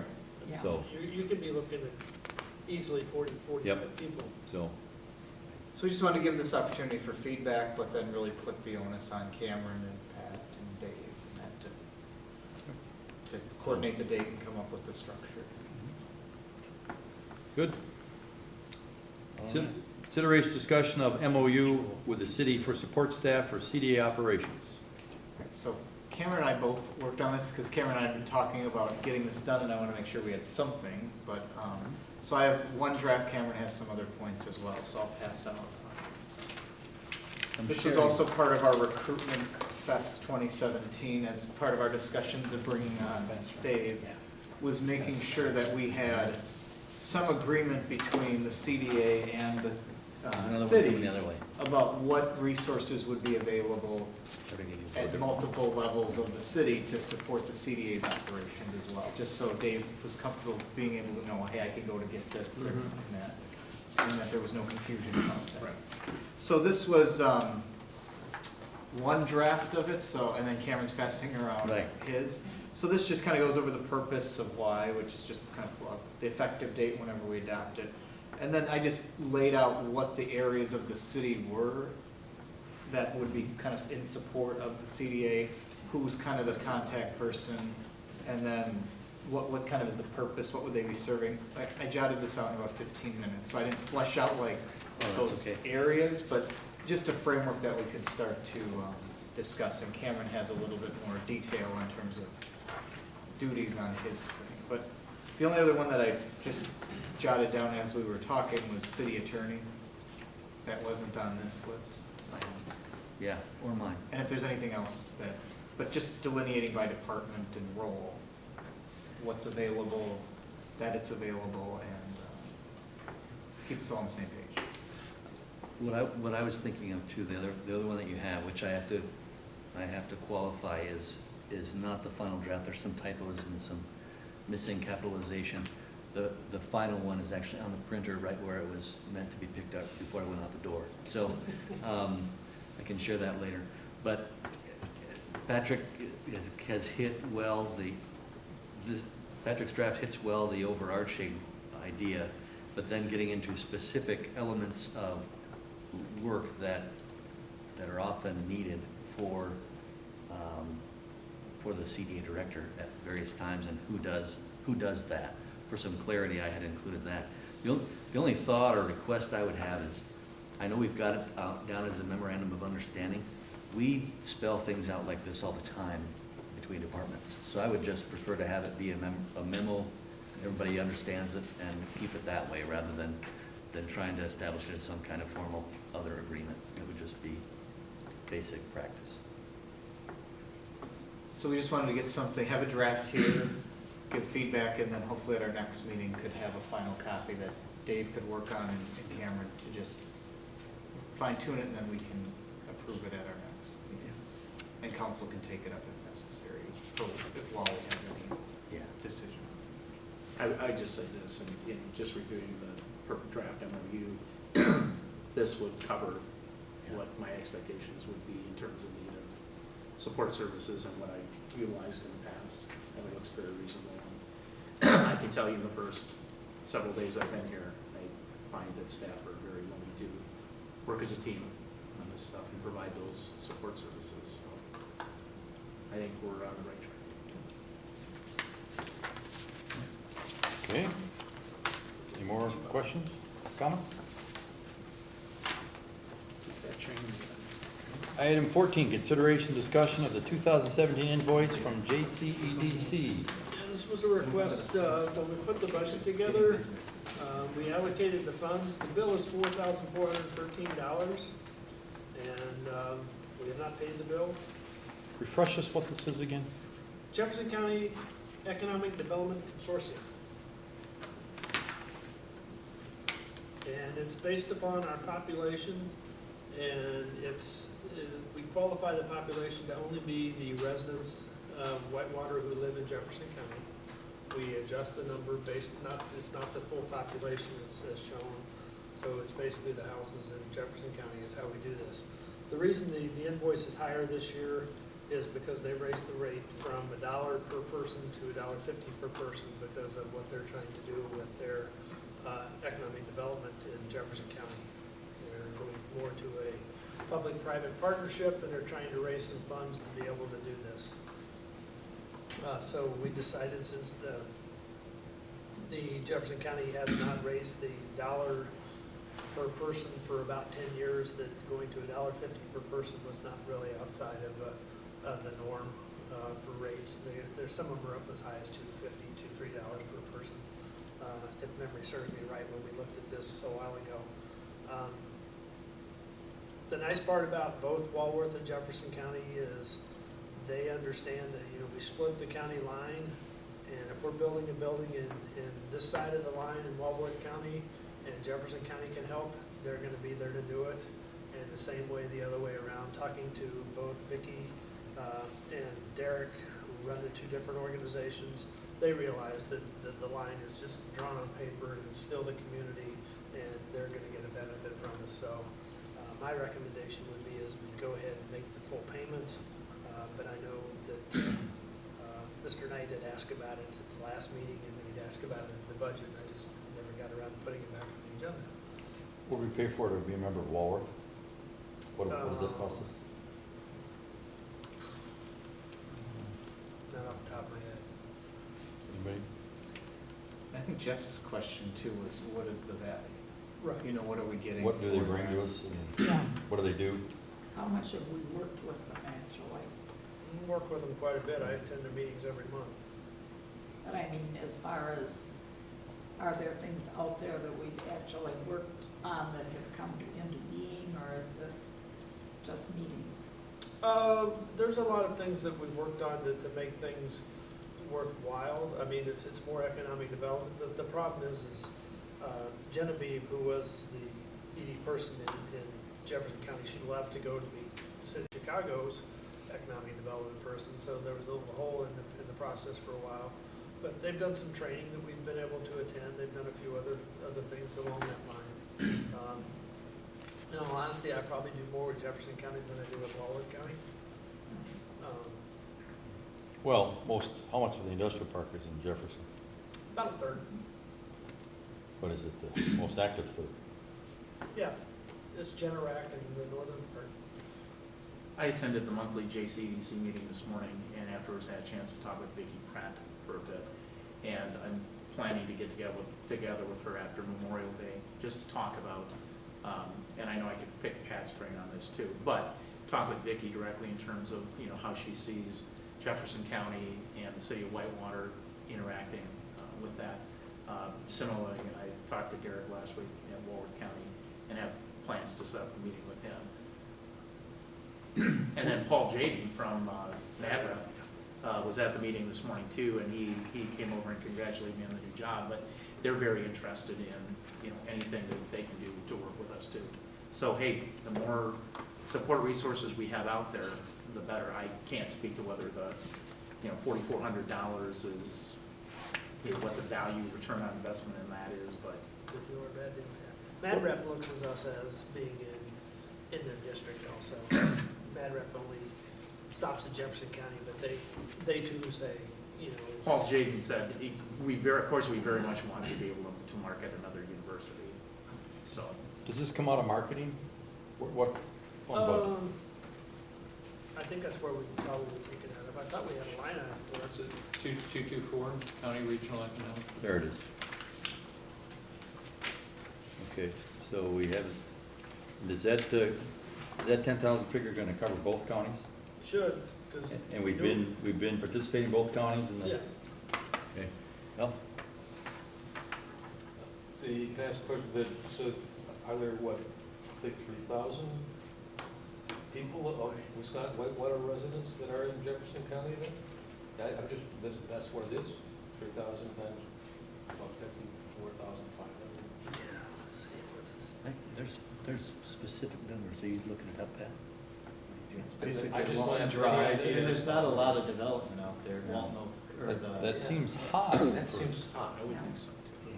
You know, It's a very it's small- based strictly on residents? 2942 is what they're saying. If you take the That dollar, is a lot. the 44, divided by $1.50, it's Roughly 29. 3,000. Well, I'm just saying, does that make sense? 3,000, I know where the Jefferson County line is. Are they taking account of the part-time residents, are they prorated? or are they taking account the voters, or? They're taking the same number that we've used before in the last several years. And I know Doug used to always argue with them about what the right number was, and I always just left that up to Doug. How many students actually live, are the dorms in Jefferson County? Yes. Yeah, you got Wells, there's a lot of residence halls over That's there. what- There's some Walton student Drive, houses. everything north of basically Schweiger. Shaw Court, it's there, that's a lot of. Yep. So a fourth of our residents live in Jefferson County. Does that make sense? I don't know. I don't know. And then how many people are in the trailer park? Because that sits in that area. Now Prairie Village is not part of the city, is it? Prairie Village would be included as well, Well, but that would be that's, included then, yeah. Might be 100 people. that's a couple hundred, 150, 200. Well, how many units are done? Prairie Village? Last time I was out there, there was a lot of construction. Yeah, but they're not in there yet, so. There's gotta be a known number. There is, I'm actually. But I think it sounds like Dave's gonna be looking, meeting with them, getting some We can talk. feedback, and we can always. Get that clarified, what Sure. that number is. Yeah. Since we've done it in the past. Do we have a motion? So moved. to pay the members. Second. Okay. Moved and seconded, Who was the second? Bruce, roll call. Stanek? Yeah, I think it was mentioned that we want to validate the number. Right. Yeah, okay. Let's amend it to move to approval with a validation on that they're using the correct number. Singer? Aye. Henry? Aye. Ketchel? Aye. Parker? Aye. Ayes have it. Can Item I say 15. one more thing about Yes. this? Dave, I think you kind of need to watch this. It's been my experience over the years. We're up in the corner of Walworth County. Many times, things came up and you didn't really feel like Walworth County considered us part of the county, nor did Jefferson County, and Rock County was just over the line, and we were kind of a group unto ourselves, so you We'll kind make of, some noise. How about Pardon? that? We'll make some noise. I think maybe you need to do that. And we're also part of the M7, which is the Right. Madison, or Milwaukee Yeah, we get metro no area. respect from them. And, You yeah, send a check. We're basically the first line of defense. 7.5 is what we. If Madison ever decides to attack, we're just the first line of defense, is the way I refer to it. And then we get into the sewer pack, the southeastern Wisconsin. Yeah. Department of Transportation District, we're the forgotten stepchild in that district too, so. Wrong spot. Sometimes it's good to be forgotten, And other times not. and other times. Item 15, CDA staff updates on A, grocery store equipment, B, speed limit enforcement near 1002 South Janesville Street, and C, streetlight placement with We Energies in South Janesville Street. Let's take grocery store equipment first. I haven't really talked to anybody. I know Dave has talked with somebody yesterday. or I today, or- reached out last week to, and I don't even want to name names, but a Wisconsin-based grocery store, which just was in the paper last week, I think, for opening 2 more locations. So I reached out to them to their CEO to let them know that we are definitely interested in a grocery store. About our study, I had a call back today, a message from that office saying that they had looked at us, they were aware of the report, they'd done their own market analysis, and at this point, they didn't think the numbers worked out. But sort of left the door open to ask additional questions of them if necessary. And I do have a couple other ideas of people to contact that I will be pursuing. Okay. I mentioned this to Cameron, I was just in Burlington again today, and there's a shopping market they call Gooseberries, which is essentially, I don't care, it's essentially natural foods and a huge deli and a small grocery department. It seems like that would be a very good fit. It appears to be an independent. It's called Gooseberries, and it's in, they do a lot of catering. There are a lot of people from Walworth County cross the border into Racine County to shop there. They just have one store? To my knowledge, they just have one store. South side of Burlington. Yeah, Headed just as you towards- come into Burlington, just past the new hospital. Yeah, and it's a nice store. It's a, How big do you estimate it is square footage? it's smaller than Century. That tree was huge. Yeah. Half the size of that? No, boy, I'm not I would hate to throw, I couldn't defend the number I threw out. Well, Dave, could you? It seemed to be a size suitable to essentially like a Madison food co-op. Is it a co-op? I would say it's probably about half. I'm looking at their website now, it doesn't look like, it looks like they're a independent grocer. Dave, you want to reach out to him and, make a phone call? You're not familiar with him? A large part of their business appeared to be, and this is where I think grocery stores are going, pre-made foods deli, and they have subcontracted apparently with a deli firm that does a lot of catering.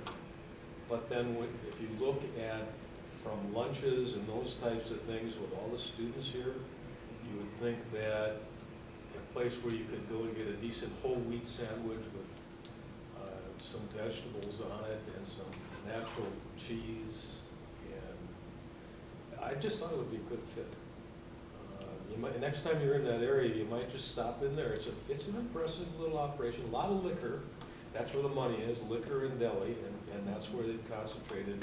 Groceries are certainly, they're just there because, you know, you gotta have groceries to be a grocery store.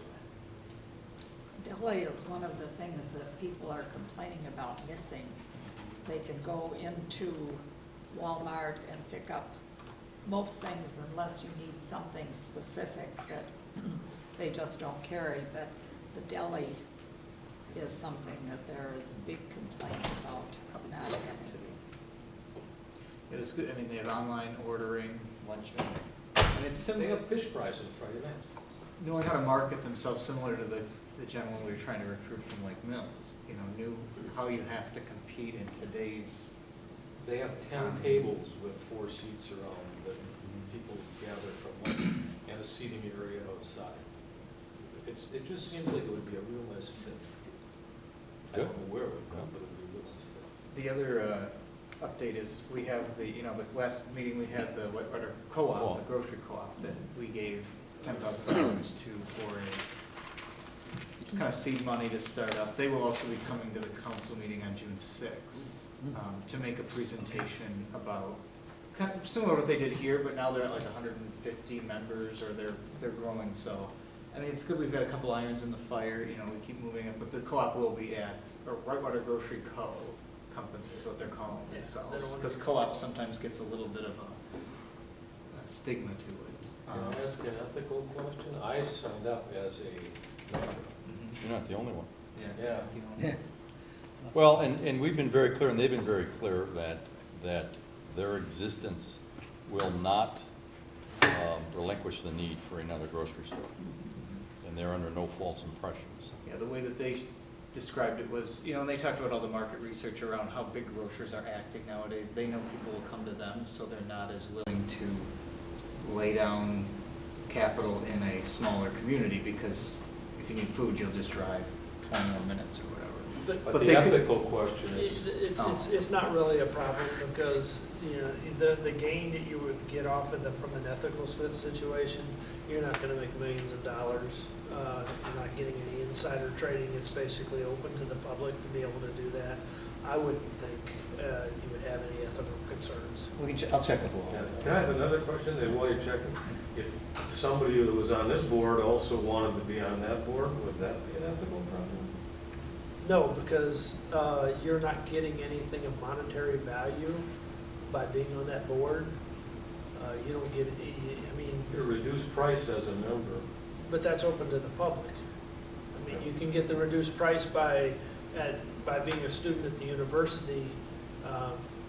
It's open to anybody doing that. You're just basically volunteering. So, you know, there's nothing really, an insider trading or anything really. It'd be nice to Yeah, feel comfortable. I'll talk to Wally and get it, because at the worst, somebody could abstain.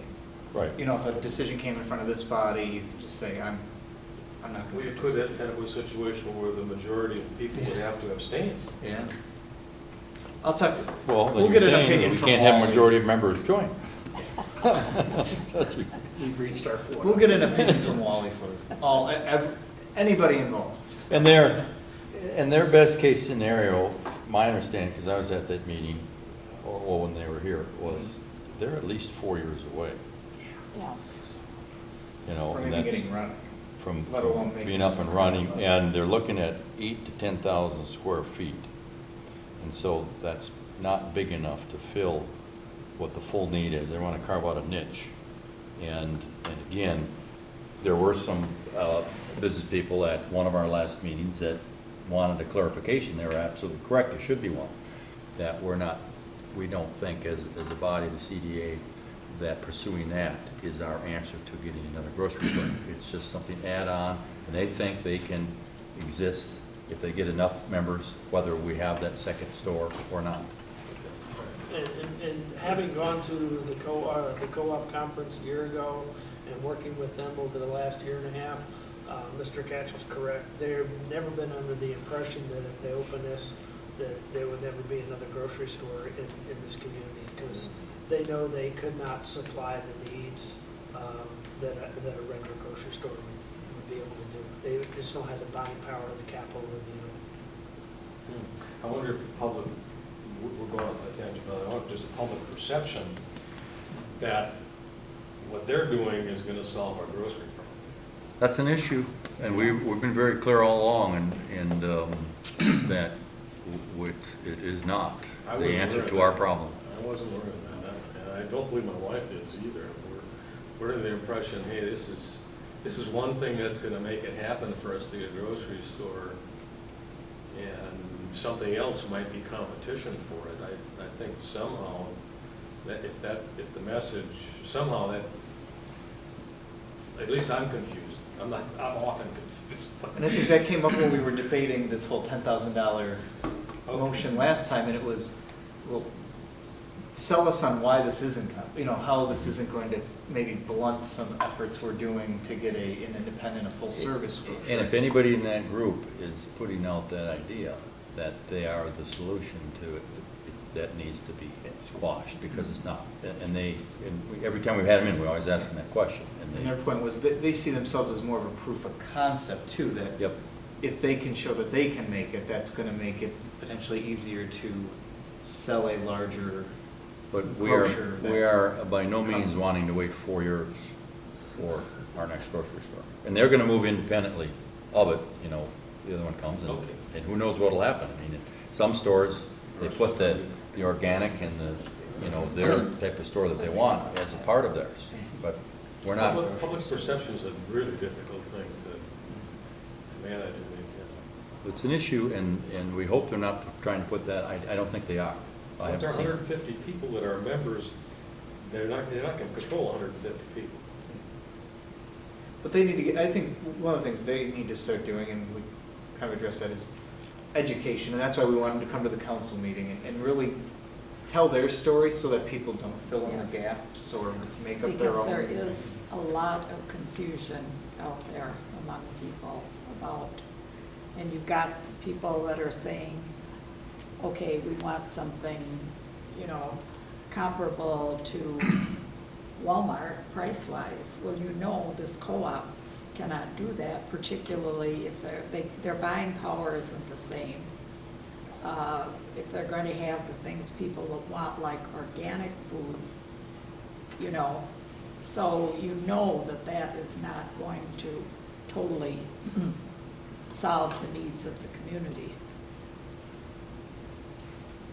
So is someone from the group or someone from City Hall putting something together with the true and accurate traffic counts that have been done over the years, showing summertime versus student time, showing the summer influx of lake houses, campgrounds in the area and stuff like that to help sell to the grocers? There was a study. That was the Perkins study? Yeah, Yeah. that's pretty current information. That's the most current one. I don't know what one you had. You had one, was it back when they did the roundabout? He just he had some traffic counts that were done. DOT has traffic counts, I think, back at 2015 or? 14, I think. I think there were some newer ones. And some of those showed when the students were here and some showed with the students gone. And it showed the west side dropping considerably, but the When the east students are side gone. not dropping. Well, that makes sense. The And- students are on the west side, and they're not here as much. But when Did the east side gain? I mean, the east side was just staying static while the. Yeah. The east side stayed side's- static. Whereas the west side is more up and down. Well, and again, let's not get into the problem that the city got into with that whole area in the first place, where the city kind of made, this predates Cameron, a decision that here's where we think it should go. Private business wants to see all the numbers, and they'll get all the numbers, and they're going to decide where they want to go. It's their money. And so, I mean, it's put out there, and I don't think anybody in the community really cares where the grocery store goes, west side, downtown, or east side. We just want one.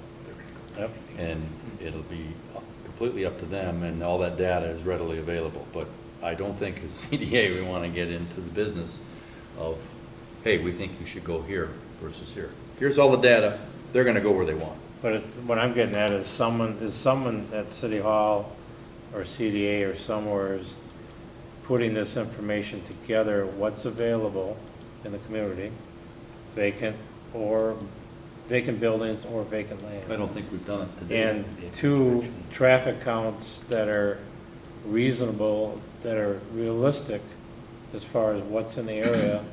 And yes, the students leave during the summertime out of 3 months, but we pick up campgrounds, we pick up Whitewater Lake area, surrounding areas into the community. Was that factored in? I think that was what you're saying. We should do a double check, because how many people camp at the state forest, and Whitewater would be the closest place to come to Are get you on supplies. DOT site now?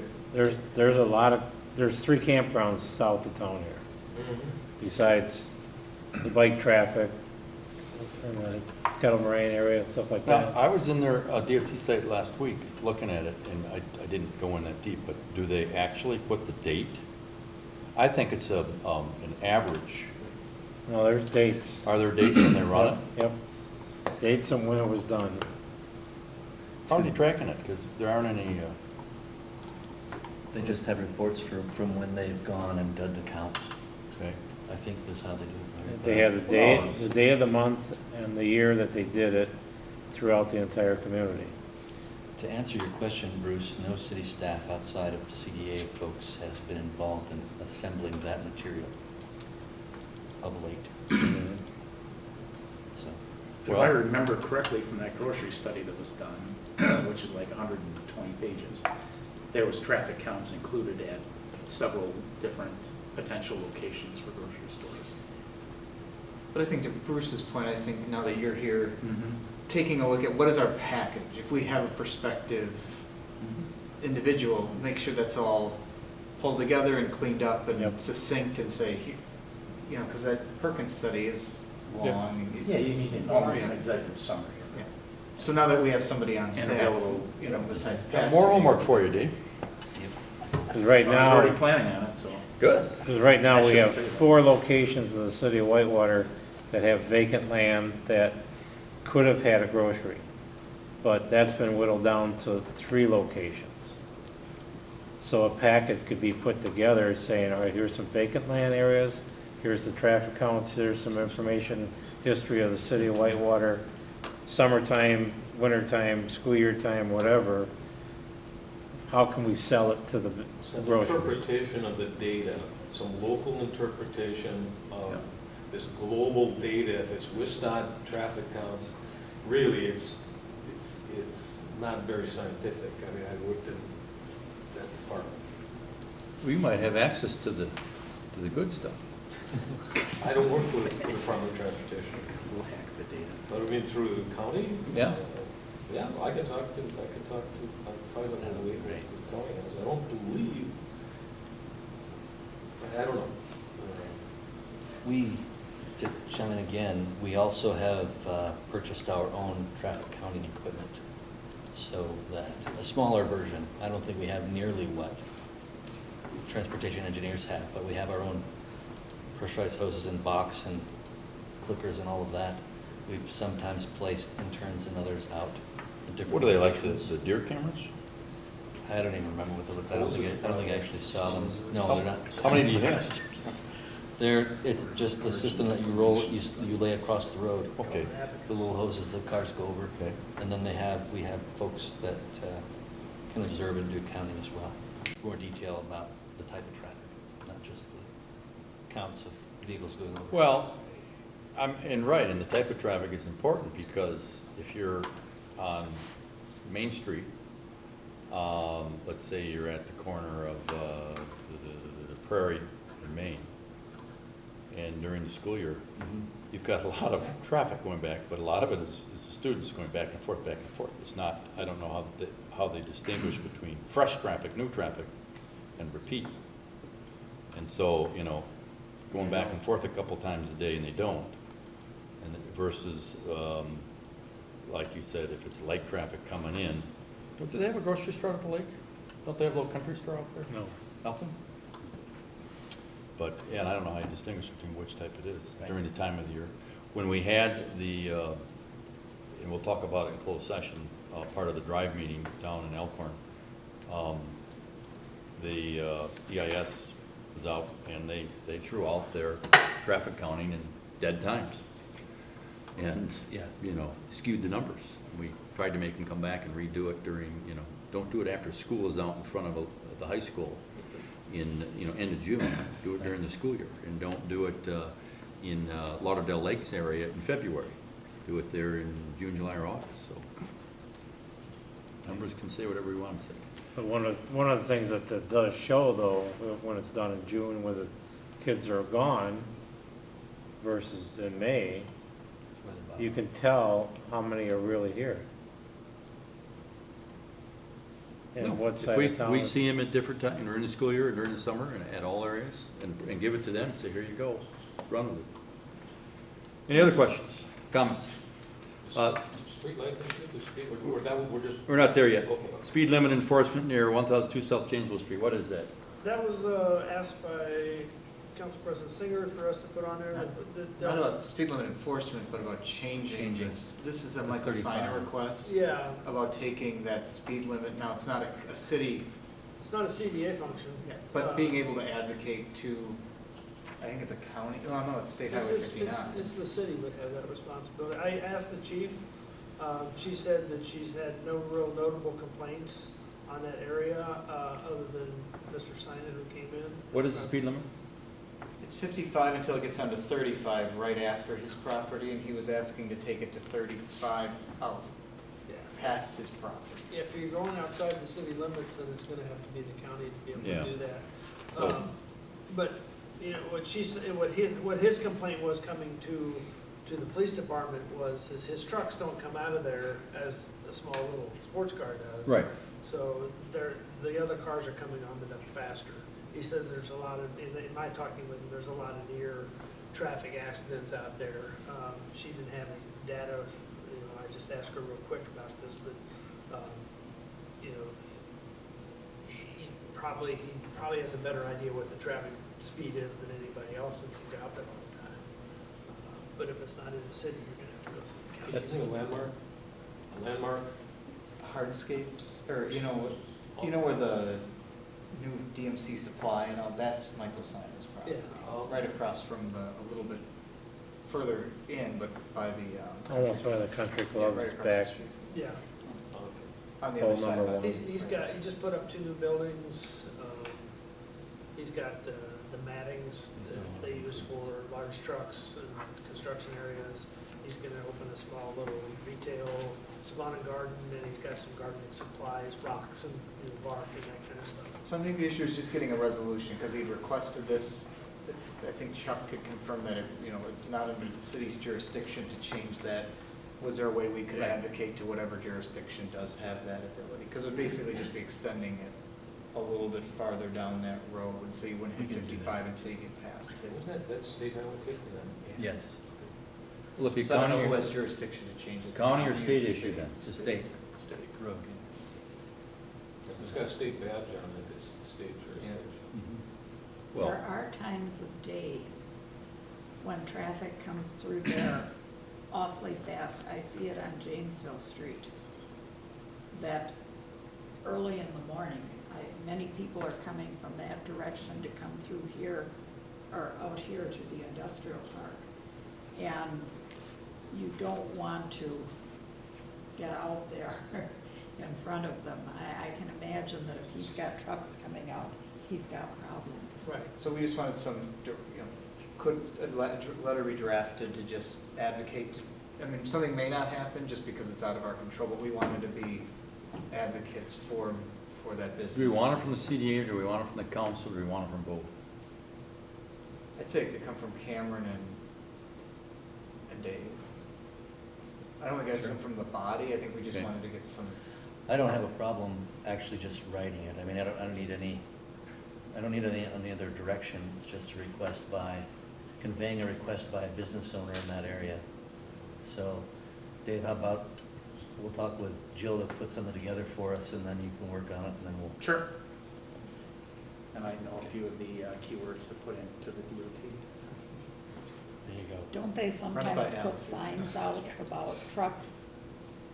There's Coming into there's the science highway here. programs that they can put out there. It's really a matter of talking to the right person in the district office.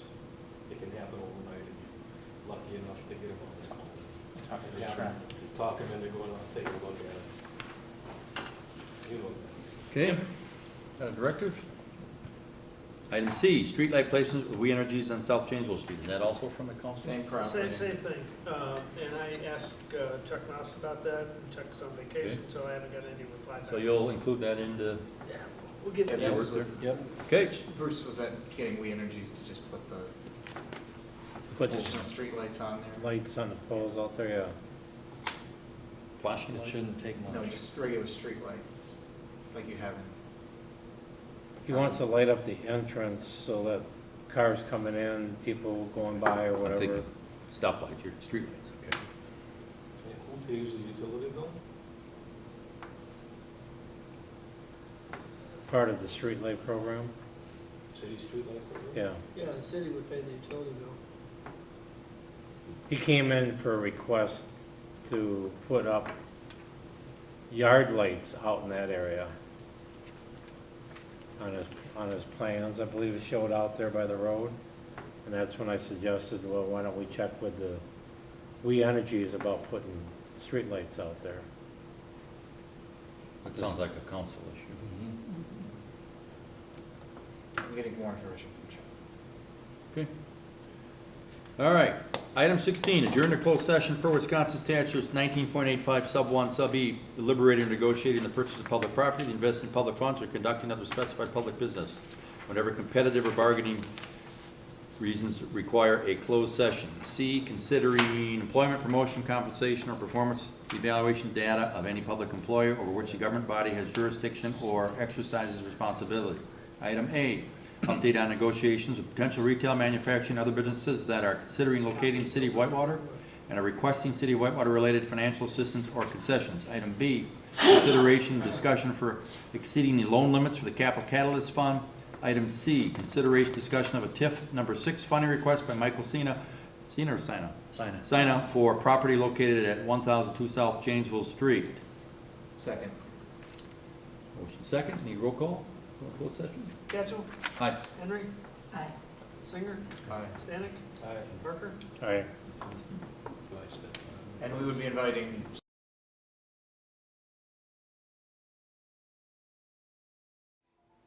Good. All right, item number 17, reconvene into open session, take action on closed session items as needed. There's no action needed to be taken. So that brings us to item 18, any requests for future agenda items? Al? Well, obviously that CDBG policy, the DOA review, my experience with state agencies is if you don't want to ignore them, you want to, respond. And creating a policy isn't a whole lot of work necessarily, and you can steal from the best. But I don't, it's up to you gentlemen would have to do it. We'll have it for you next time. I just had some clarification questions, but we'll bring the policy back. Patrick? I mean, Donna? Bruce? No, we'll do adjourn. To adjourn? A second for that? Second? Votes for it? Those approved, say aye. Aye. Aye. Opposed? Ayes have it, we're done.